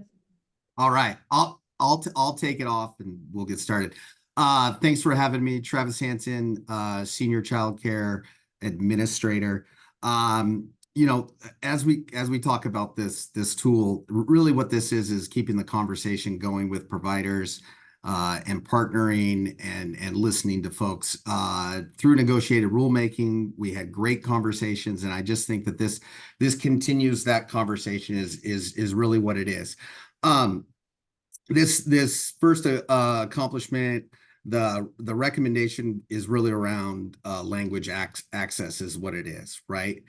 We hear you loud and clear. We are committed to this. We are recruiting for multi-language licensors in different communities that have that need. Supervisors, the same thing. And then we are constantly looking at our practice to see how we can improve communication in different languages. So we've made some of those strides already. The other one on here is meeting with the licensing division. And I will tell you that Ruben, as well as Nicole, are 100% in support of this, that this takes place, that we go out and we talk with the communities and start meeting with them as we recover here. It's long overdue for us to get out in the community, and we've already started some of those meetings, and we'll continue that. So we can go to the next slide. Thanks, Travis. So good afternoon, everyone. Nicole Rose, Assistant Secretary of Early Learning. And on this next one, we wanted to focus in a little bit on feedback and equity. And the first one really is about understanding sort of when we come to you all and provider supports and others for feedback, what do we do with that feedback? Where does it go? How do we use it? And so we've been really working across licensing and early learning to make sure that when things are being brought here, that we're coming back to you all in the written feedback loops with updates. We're also really trying to take into consideration some lessons learned from the many grants that we've run out to really say, we're going to try some things out and we want to go back and do a little bit of refinement. And you've seen some of that with our equity grants work. And then also trying to take into consideration some of the other design teams that are meeting using that human-centered design lens as we think about how we can get direct feedback from those who are impacted by the policy decisions in what those policy recommendations should look like. And so the early educator design team and the cost of quality care model is a great example of that. I know that early achievers and the revisions process has been brought here a couple of times, and the provider supports as well. And just, we think it's a big celebration and accomplishment over the last couple of years that we've had time to be able to spend with providers and to really use an equity lens to take what we know is working really well about early achievers and to enhance that and really think about how we have a provider-led approach to our quality framework, again, using that racial equity and social justice framework. And we know that our work related to feedback and feedback loops and early achievers will be an ongoing continuous quality improvement process. And I think as we're asking providers to do that, we're committed at the state level to do that as well. Travis? Do we want to go to the next slide? Commitments. So one of the recommendations is a survey for providers after their visit. We've talked about this for a while. We're committed to this. One of the issues is that it takes time, and so we appreciate that you are understanding that sometimes the state moves a little bit slower, but this is definitely something that we're committed to have that survey, to be able to get some feedback. And the thing is that we want to put it in our system so we can share that feedback with all of you, right? So that data is able to be pulled and shared, you know, and that we can be as transparent as possible. So, Nicole, do you want to talk about the next two? Yeah, I'm happy to highlight a couple of those. And so one of the things that we are continuing to look at is just how we are supporting providers and new people who want to come into the field. And so we have used preschool development funds to continue to look at some of our mentorship opportunities. And one of the things I would also say that has had some conversation during this legislative session as well is the work that Imagine and others are doing related to mentorship and stipends. And so we have limited funding there often, but we're committed to some ongoing conversations with partners about what that could look like within existing funding, or as others are asking for increased funding to move providers through that system. The second one is a commitment and both a clarification in some respects on the next page. And this is really about funding for the cost of quality care model. And I alluded to this in a little bit in the one before. So we received funding from the legislature. The legislature says, here is what the funding is allocated and appropriated for. And we know that we need to look at the regions for rate regions, as well as just rates in general. And so this is something that the early educator design team, we did a lot of work with them. They've made some recommendations around rate regions, as well as what should be considered in that cost of care. And one of the things we always want to be transparent about is that we have to go to the legislature and ask for more money to make that happen. And so one of the things that we're committed to there is including those recommendations in the decision package for the January 2025-27 legislative session. And so I think part of what we're highlighting is what are the things we can do for as an agency? What are the things that we can partner with you on as an agency? And then what are the commitments we have to take those recommendations and put them forward as asked to the legislature? We want to go to the next slide. Yeah. So I can take this first one with the clarification. The guidebook, it was asked if we could print it out every year.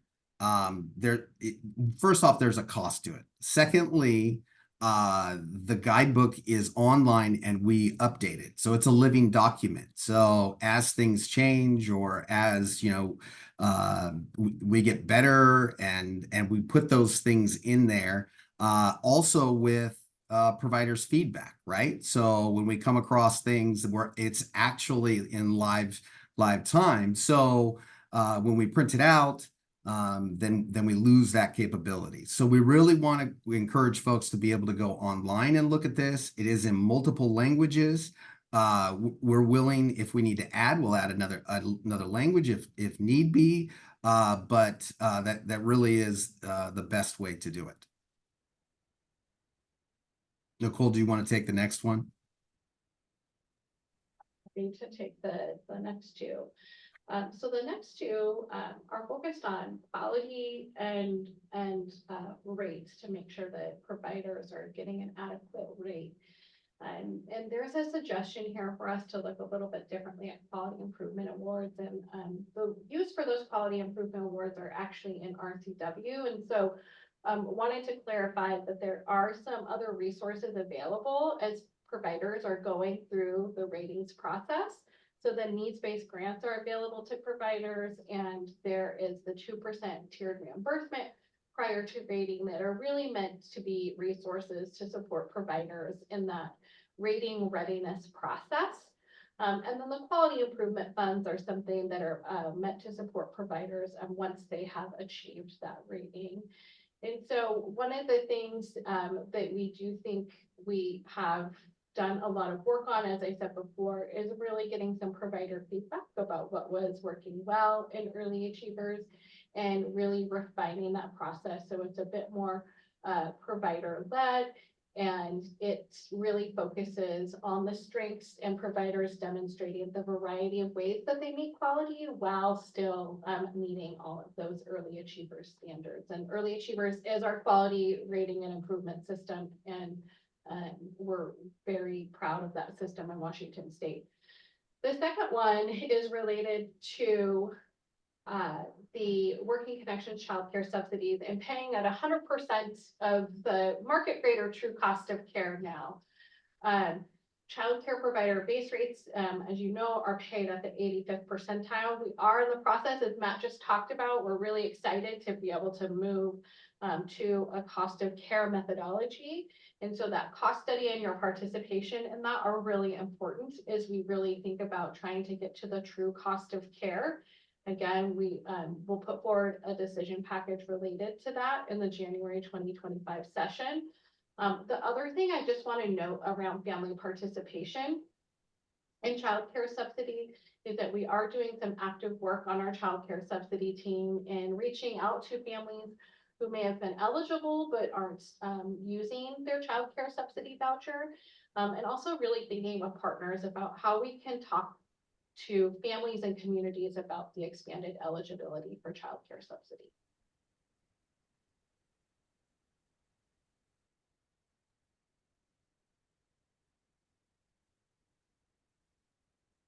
Thank you. I just want to give Ruben a chance to weigh in here too and see if there's anything else you want to add. Yeah, thanks, Nicole. And again, these are just a few of the recommendations and responses that we wanted to share with you today. But they, like I said, we will finalize the document and send it out. But this is just this is what it will read when you receive it. And I just want to go back to we are going to have these quarterly meetings. We're working right now with community engagement and trying to find locations. We want to meet with the regions. We want to bring our area administrators and our supervisors from the licensing division in. We want to bring in some early learning so we can do this together.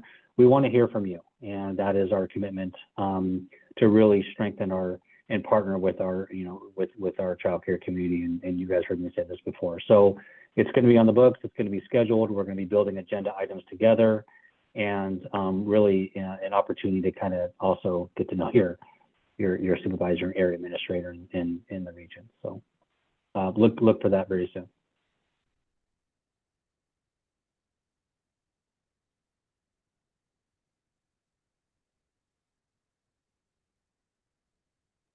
So I want to acknowledge there's a couple of comments in the chat, and Colleen has a comment about just the guidebook and when updates are made, and what I think maybe the question here is kind of what is the process around notifying providers of that, and is there something that's in the guidebook that sort of says, here's what's changed. I don't know, Travis, if you can answer that. Yeah, we get, I think that's a concern that's been brought up before, like calling this as stated. And so, yeah, we can definitely look at how we can do a better job of that. And if there's a way to state, you know, this is when the update was made in the guidebook.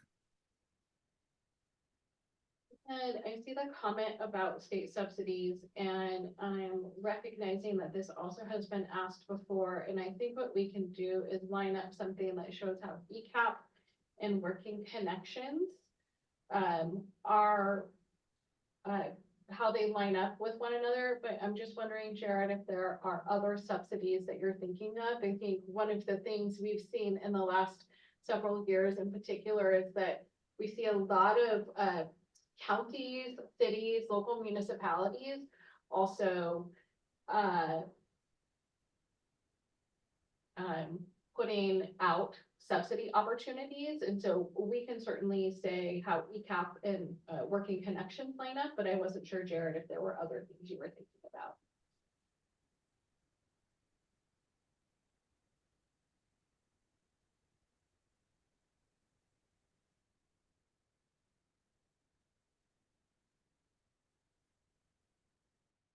Oh, Jared, it looks like you might be muted.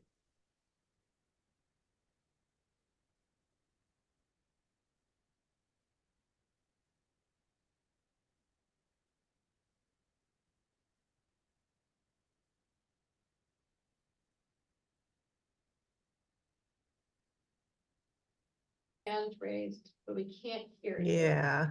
Yeah. Yeah, and then Susan, will come back to your question as well, because I want to clarify where these recommendations and responses came from and how they got here, but I want to see if we can hear from Jared first. All right, can you hear me?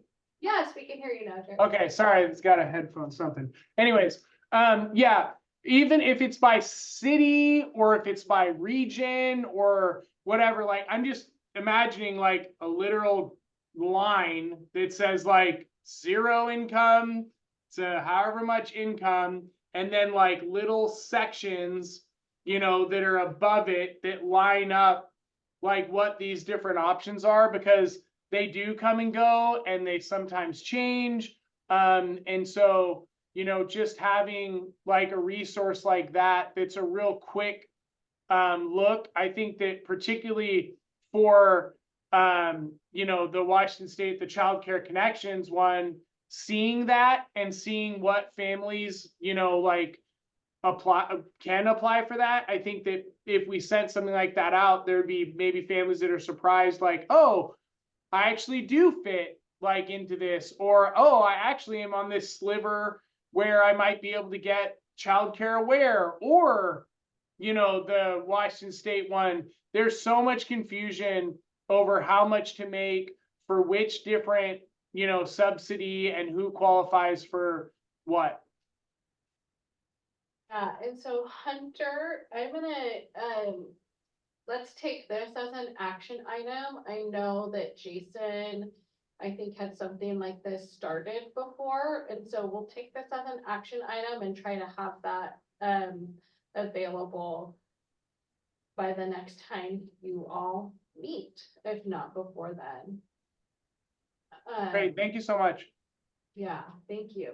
So I'm gonna start us off on Susan's question, and then lean on my partners Travis and Ruben to weigh in here. So so the memo that Ruben is talking about really is taking what had traditionally been the TLS tracker, where all of these responses were already pre-populated in the past. And we've shared at ELAC and provider supports and other places, and had received some, I would say, feedback along the way around how we could maybe present the work that is happening. What were things that we were already doing? What were things that really potentially needed legislative action or other action in order to move things forward? And so this was our attempt to take what had been in that tracker that was getting updated and presented out, and organize it in a way that's a little bit more about like, let's celebrate the things that we've all accomplished together. Where are the places where there was additional clarification?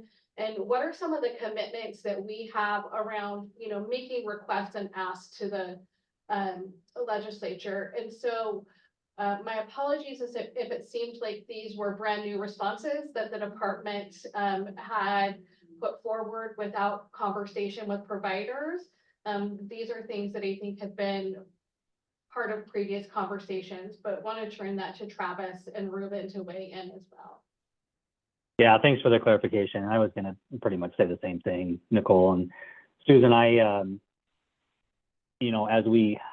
we kind of, wrap this up, there are a lot of recommendations that we have done, and we responded kind of a few months ago, and we're kind of done. So like to Nicole's point, we want to celebrate those, but at the same time, we have a ways to go too. We have things that we need to work on, and we agree with most of the recommendations. And there's also things that we just can't do because it's whether it's in statute or CCDF requirements. So we want to put that into this memo format, but the memo format is kind of what we were seeing on the slide decks regarding the recommendations and the responses. And then Susan, I want to address your last question. What could be done to correct, for missing voices at your discussion tables? That's really where I want to bring in these regional meetings. I want to be meet in person and talk about some of these recommendations and here are some other recommendations for the future, how we can improve. So that's where I really look forward to having these in-person regional meetings and also with our local licensing staff as well. Well, can I just add then, I hope the regional meetings Yeah. happen before the responses come out. Because what I'm concerned about is what happens frequently is we get these report backs and we're often surprised with what the answers are. And it was like, well, if you had just spoken with us, it might be a different situation. So I look forward to those regional meetings, and I really do hope that they are there and used to inform the responses, not that you listen to figure out how you can say you heard us, but still not change anything. So anyway, that's my 2 cents worth. Thank you. Thanks, Susan. Lois? Hi, Lois. Hi, Ruben. Good to see you. Oh, hold on. Good to see you. Here I am. And Travis and the rest of the team. I have a question. I actually just heard from a provider. I know we had talked about this before. It's not in this, but it's related. It was part of the conversation. It didn't make it to the tracker. And that's about licensing visits. And, we had conversations about if providers are short-staffed or basically having a rough day, to be able to say to their licensor, hey, today's really not a good day. Is it okay if we do this another day? You can drop back in, but just not today. And the provider shared that they were told, well, no, it has to be today. We're told you have to let us in if we come in, which I know is totally opposite of that type of collaborative relationship that you guys are trying to build. So I'm just trying to see like what, and taking the recommendations around that, what is being done to work with licensors to understand that there can be some compromise and grace when it comes to visiting sites that are maybe undergoing challenges that day for whatever reason. So Lois, that's a tough one, and I'm gonna start it off, and then I'm gonna hand it off to Travis, and I know that Frank's waiting too here. So, and Lois, that's also going to be part of the finalizing the memo, because that is a recommendation of having monitoring visits to be planned out, and we explain in our response, with the CCDF requirements that they are unannounced, and so I just don't know how this would work, Lois. And Travis, do you have any thoughts on that? I remember that. Yeah, Lois, there's not a lot of flexibility there. However, in circumstances, if we show up for a monitor visit or a complaint investigation or something, we can take the initial visit and come back later right? Mhm. But you know, we do need to do some sort of walkthrough and start the visit that day, right? That's where I think it gets so like, Mm. you know, the licensor could do a quick walkthrough and say you're, you know, staffing issues that day and say, okay, why don't I do a quick walkthrough and I'll come back later. If that works with I mean, it kind of depends on the visit and the circumstance, right? You know, I know, you know, we've had a lot of conversation about this, Lois, right? And it's that balance of respecting providers, right? And trusting that they're doing what they best for kids, and also making sure that we're keeping kids safe, right? And so it's trying to find that middle ground. With the feds have given us very clear guidance that it's unannounced visits, right? Right. And it could still be unannounced. You know, maybe it's another day, but I'm just thinking about the flexibility. It can still be unannounced, but just to be able to say, you know, if they need to walk through and check off staff, or, you know, at least see the children, that type of thing, and come back and do the paperwork another day. No one's saying that that it not be unannounced. I know we had talked about at least giving people, you know, a time frame that we may come during the month of May or something like that. I don't know, we don't have time. That's another conversation, but just want to, as you think about your response, to be able to, whatever position that the department is taking, that it be shared out with that level of detail to the provider community, so that folk really understand how much leeway licensors have or don't have around these issues. And if they do leave, at a minimum, they're going to do X, Y, Z. Yeah. I hear you, Lois. We'll keep the conversation going. Mm-hmm.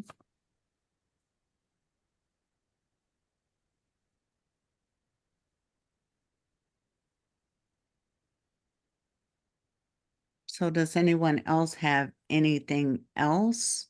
Enrica, if not, I think.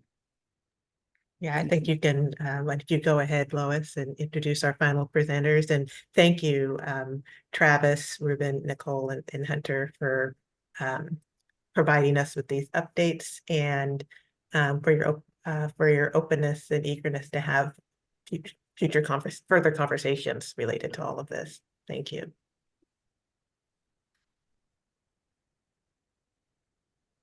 Lois, would you like to introduce? Yes, thank you very much, Enrica. So our last presenters today, happy Frank Ordway, who is the Deputy Secretary of Operations, as well as Alice Cole, who is the Director of Racial Equity and Social Justice. And Alice will provide an update on the work and structure of ResJ. So I want to thank you both for being here. I know, Frank, this is a busy time for you, even in your new role. So thank you for coming. And I'll turn it over to you. Thank you, Lois. Thank you, Enrique. Good to see everyone. Again, my name is Frank Wardway. I use he, him, his pronouns, and I'm coming to you from the 1500 building, as we refer to it here in Olympia, and it resides on Nisqually lands, and so I want to acknowledge the land in which I sit. You introduced myself and Alice Coyle. We have a third team member here who many of you know, who will be doing a lot of the presentation today, Ray Soriano. So I'll be handing it over to Ray here in a second. I wanted to take a second here at the beginning. I'll keep it brief, but to talk a little bit about some of the changes in the landscape for our agency, work that's going on the statewide basis that we are actively engaged in before handing it over to Ray, because some of those things are different than the last time we were here to present to all of you. One of the, as we continue to effort as an agency and apply our values to our work and trying to become an anti-racist agency and to address the disproportionality within our work, we continue to refine our approach, continue to reflect on what's working and not working, and also are taking in a lot of information from around the state and around the country. I think for those of you who are paying attention to the news on a national basis, you see that there's the system of systemic racism is doing its work. You see DEI initiatives being rolled back. You see states walking back obligations and commitments. We are very, very fortunate to live in a state where that's not taking place at the political level anyway. And we have a governor and a legislature who continues to support this work and continues to direct us to do our best. And so we're in a different political environment than many agencies doing this work across the country. And I think that only increases our responsibility. I think it's one of the things that helps us focus is us knowing that we've got unique and firm support of our authorizing environment. And that's a big change. When we created the Office of Race, Equity, and Social Justice, not many state agencies had an entity like it internally. Now it's becoming more common. And we also didn't have the Office of Equity from the Executive Office really in place in the way that we do today. And so we are taking, we're taking a look at the ways in which we can be most effective and not put staff like Ray, like Alice in impossible situations. And so one of the, we're really trying to not make the Office of Race, Equity, and Social Justice the racial Sherpa for the agency. The responsibilities for this work, addressing disproportionality, addressing equity is a role of every single one of our staff. And we're trying to position the office as a leader, as a coordinator, as an assister, but not the office that actually has that responsibility. That responsibility resides with me and it resides with every leader and staff member of this agency. And we're lucky because we do have a lot of support. The Office of Equity from the governor's office is currently led by a woman named Megan Matthews, who has deep experience at different levels of state government and is just a very wise and able individual. And she's built a remarkable team in that office that is assisting agencies with this work. And we are trying to make sure that we're taking everything that's coming from that office, that we amplify it, that we support it, so we can be as consistent as possible with our other agency partners. And as an example, there is a forthcoming executive order, which we will be implementing. And that executive order from, which we should see in final form in the next week or two, will instruct agencies to do a lot of things differently, some of which we're already pursuing and we're going to talk about today, some of which might be a little bit new, to increase the efficacy of our programming and our efforts when it comes to hiring practices, how we treat and support our staff, our expectations of the diversity in our workplace. And that executive order lays out some things that we've already been working on, which is exciting, but it makes it systemic, which helps support the work in a pretty dramatic way. Things like removing degree requirements from job postings, as an example, relying more on experience as opposed to education for certain jobs, pay equity initiatives. We are also changing the language that we use in every single job posting to make our commitment in this arena explicit. So we're attracting people to our agency to do this work. And we're already seeing some results and benefits of that. The other things that are in place today that weren't in place last time I was here is that the Department of Enterprise Services now has a required training for all state employees on disproportionality and systemic racism. And it's an effort that many of our staff have already taken. The leadership of the agency has taken in person. And it's a general training, and it's one that has to be tuned for every single state employee, but it is a very, very good consciousness raiser. It's not just a training. And having that in place and available for all staff, and it provides us the work that Alice does, the work that Ray does, and the rest of the team members of the office, something to work from, something to refer to, and kind of a bedrock set of principles for us to be consistent in doing this work. This work is hard, and it's hard on the people doing it. And so I just want to honor Ray and Alice for their fortitude and their leadership and their willingness to raise their hand to do this work. They could be doing other things for the state than choosing this challenge. But Ray, as I hand it over to you, I'm just deeply thankful for your willingness to step into this arena. Your leadership, your kindness, your experience is all great assets to this work.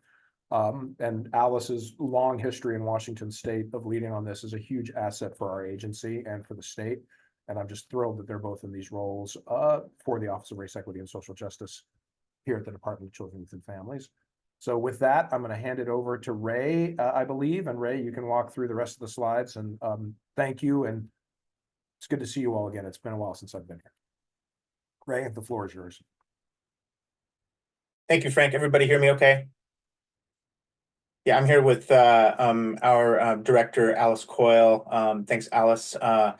And I was at ELAC a few months ago too to present. Thanks, Frank, for that introduction as well. Ray Soriano, I use he, him pronouns. I am one of two co-administrators within Office of Racial Equity and Social Justice in DCYF. And I will introduce a little bit of our team here before our time is done this morning. And just really a pleasure and honor to be here with ELAC. I can speak from some past experience, just even as I'm listening to Ruben and Nicole and others in regard to licensing. I was a licensed childcare provider for about 10 years in Washington State, and worked in ECAP and Head Start for total of about 15 years. And so early learning is very, very close to my heart. So just really honored to be here with ELAC again. So yeah, we'll walk through some of these slides here. I know our time is fairly short, so apologies for keeping this really brief, but this is some high level overview so you can have some orientation to what Office of ResJ is and does. So we'll move on to a couple slides after this. Let's see here. Yeah, well, just to speak to this, as Frank was speaking to Office of Equity, that is a statewide office that guides us in DCYF, and there is fairly new-ish leadership there, and we're really excited to be partnering with Office of Equity, including a number of executive orders like this increase in employment opportunities in state government, and what that could mean, particularly for the early learning workforce. So we'll move on here to let's say that next slide here. You've heard this before, working in and around DCYF. We're committed to eliminating racial disproportionalities and advancing racial equity. And that's across a lot of different layers here: systems, workforce, programs, and services.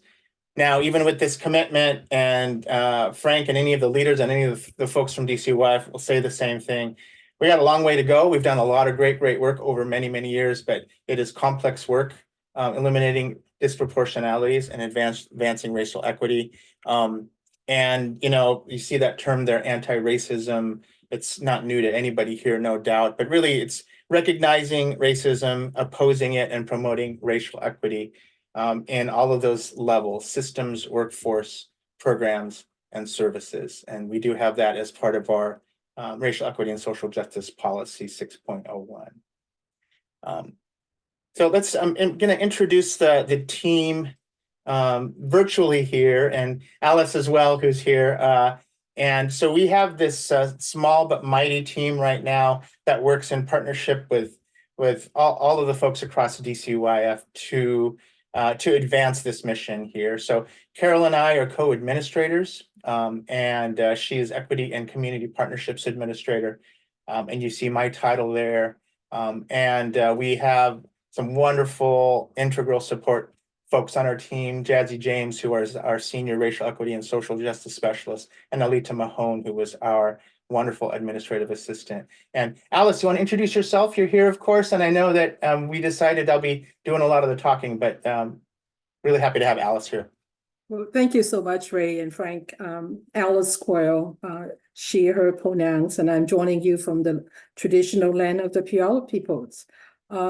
Thank you for the invitation. I've been in the job for 2 months, and I have a lot of learning to do, and I'm very excited to join the team and with the support of the leadership, DCYF, and I'm excited to get to know every one of you a little bit better as we do this work together.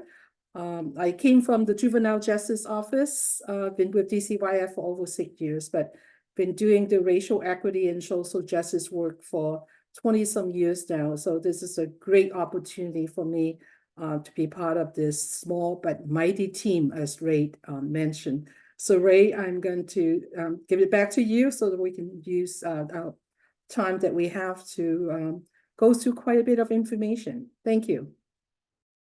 Yeah, thanks again, Alice. And of course, we have just short about amount of time here. We're going to be providing some additional places you can get a hold of us in case you want to reach out to us and ask us any questions. We just know this is a sort of high level overview here. So yeah, that's our team. And you know, we have been really part of the team of an office has been around. The office has been around since 2020, but we're a fairly new team this past year. So just like any sort of new grouping, you know, we're getting to know each other in the landscape, even though we all come with our respective background and expertise and lived experience, et cetera. So we're really just honored to be serving children, youth, and families, including all of early learning across Washington State. So we'll move on to that next slide here. The purpose of our office is, and this is stated in our strategic and racial equity plan, as well as in our RESJ policy, is providing the vision, expertise, and accountability mechanisms necessary to make progress on our commitments regarding racial equity and racial disproportionality.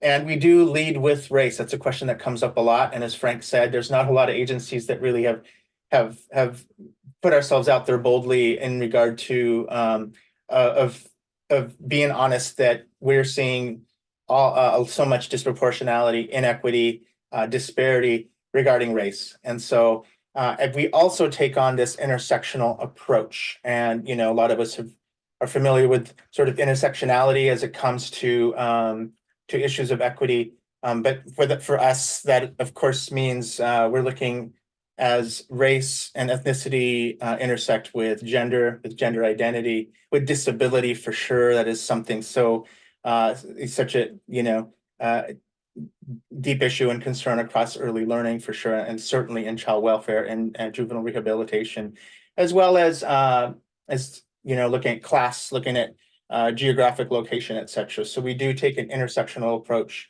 and leading with race because we need to and we have to, and we know what the data shows us regarding that. And onto that next slide. This is a visual that Alice helped us put together. I know it's a lot on this screen here, but you know, for us, we are also in a sort of a renewal and redevelopment stage where we are really wanting to focus on how we interact with all of the different parts of DCYF. On the left there, we have our positions within Office of Racial Equity, Social Justice. We are certainly in connection with external partners, including ELAC here, as well as other external partners and groups that serve the same children, youth, and families that we are serving with DCYF. Leadership table, regular interaction with those in executive leadership, including Frank and others who are you know, we're really working closely with us. We have a DCYF Inclusive Racial Equity Change Team, that's sort of up and down oval there.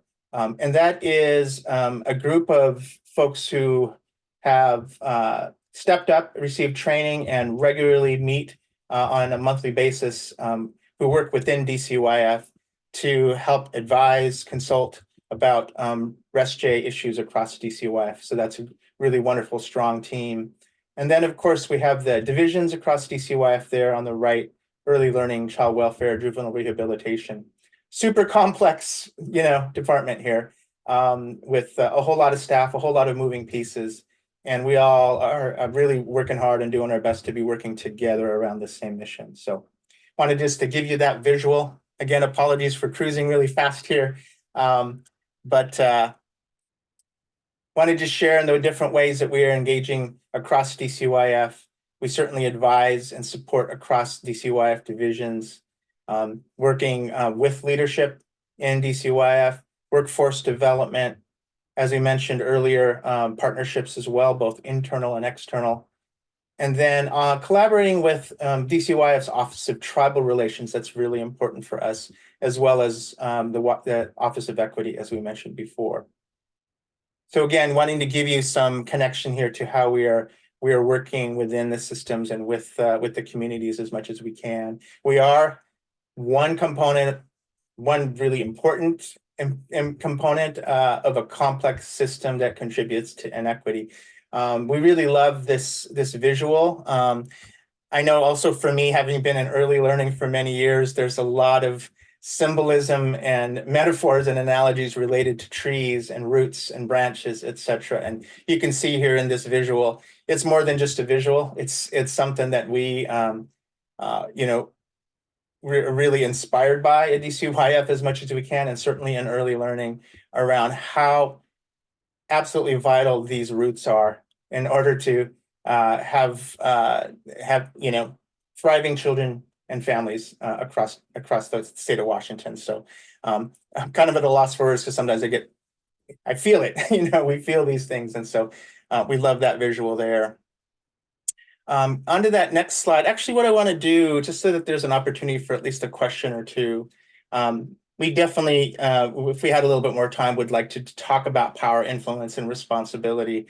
And that includes, you know, are we looking at the ways that we are assessing children in early learning, for example? This idea of success, this came up in a lot of conversations recently, even as we're talking about the direction for DCYF around disproportionality and addressing it.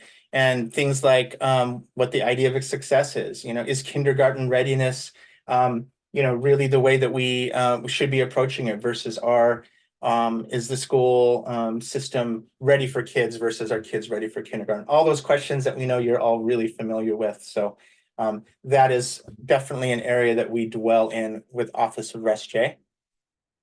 And then with collaborating with early learning, that next slide here,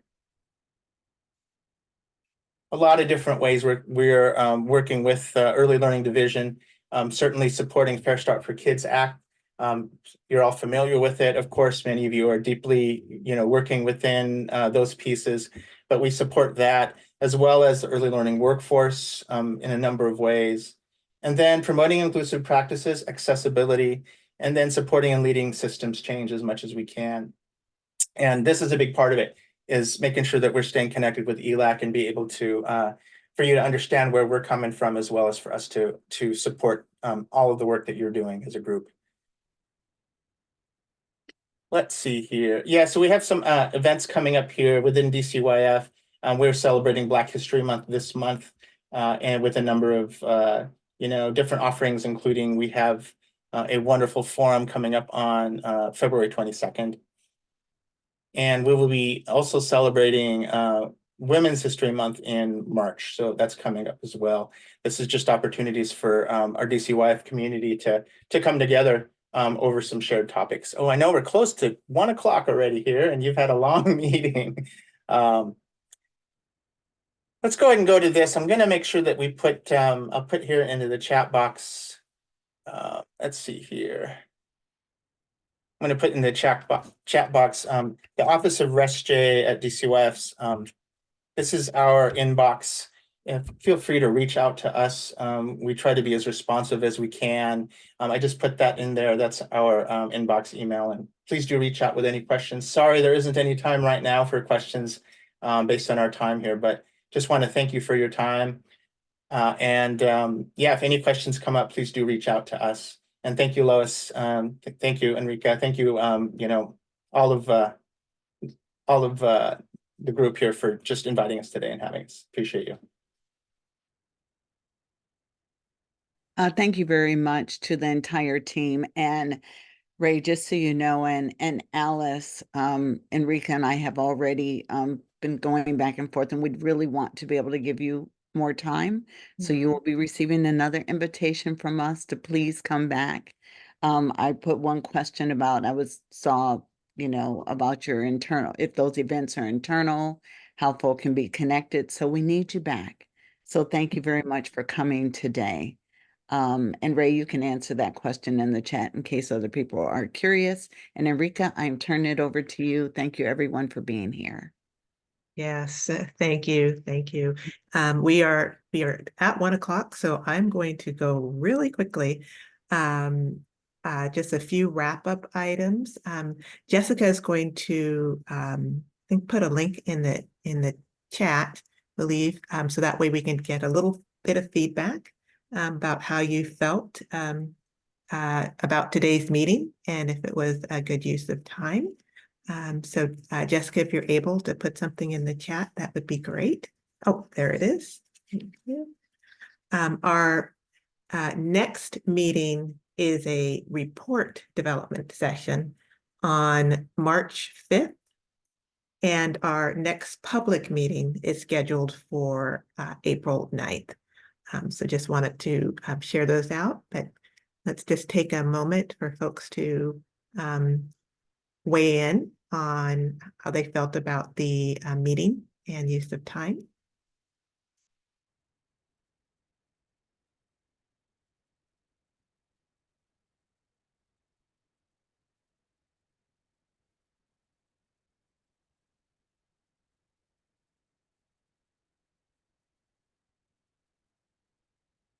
Great. Well, you can keep adding your feedback, but we definitely want to let everyone go. Thank you so much for joining us today. We recognize we did run slightly over.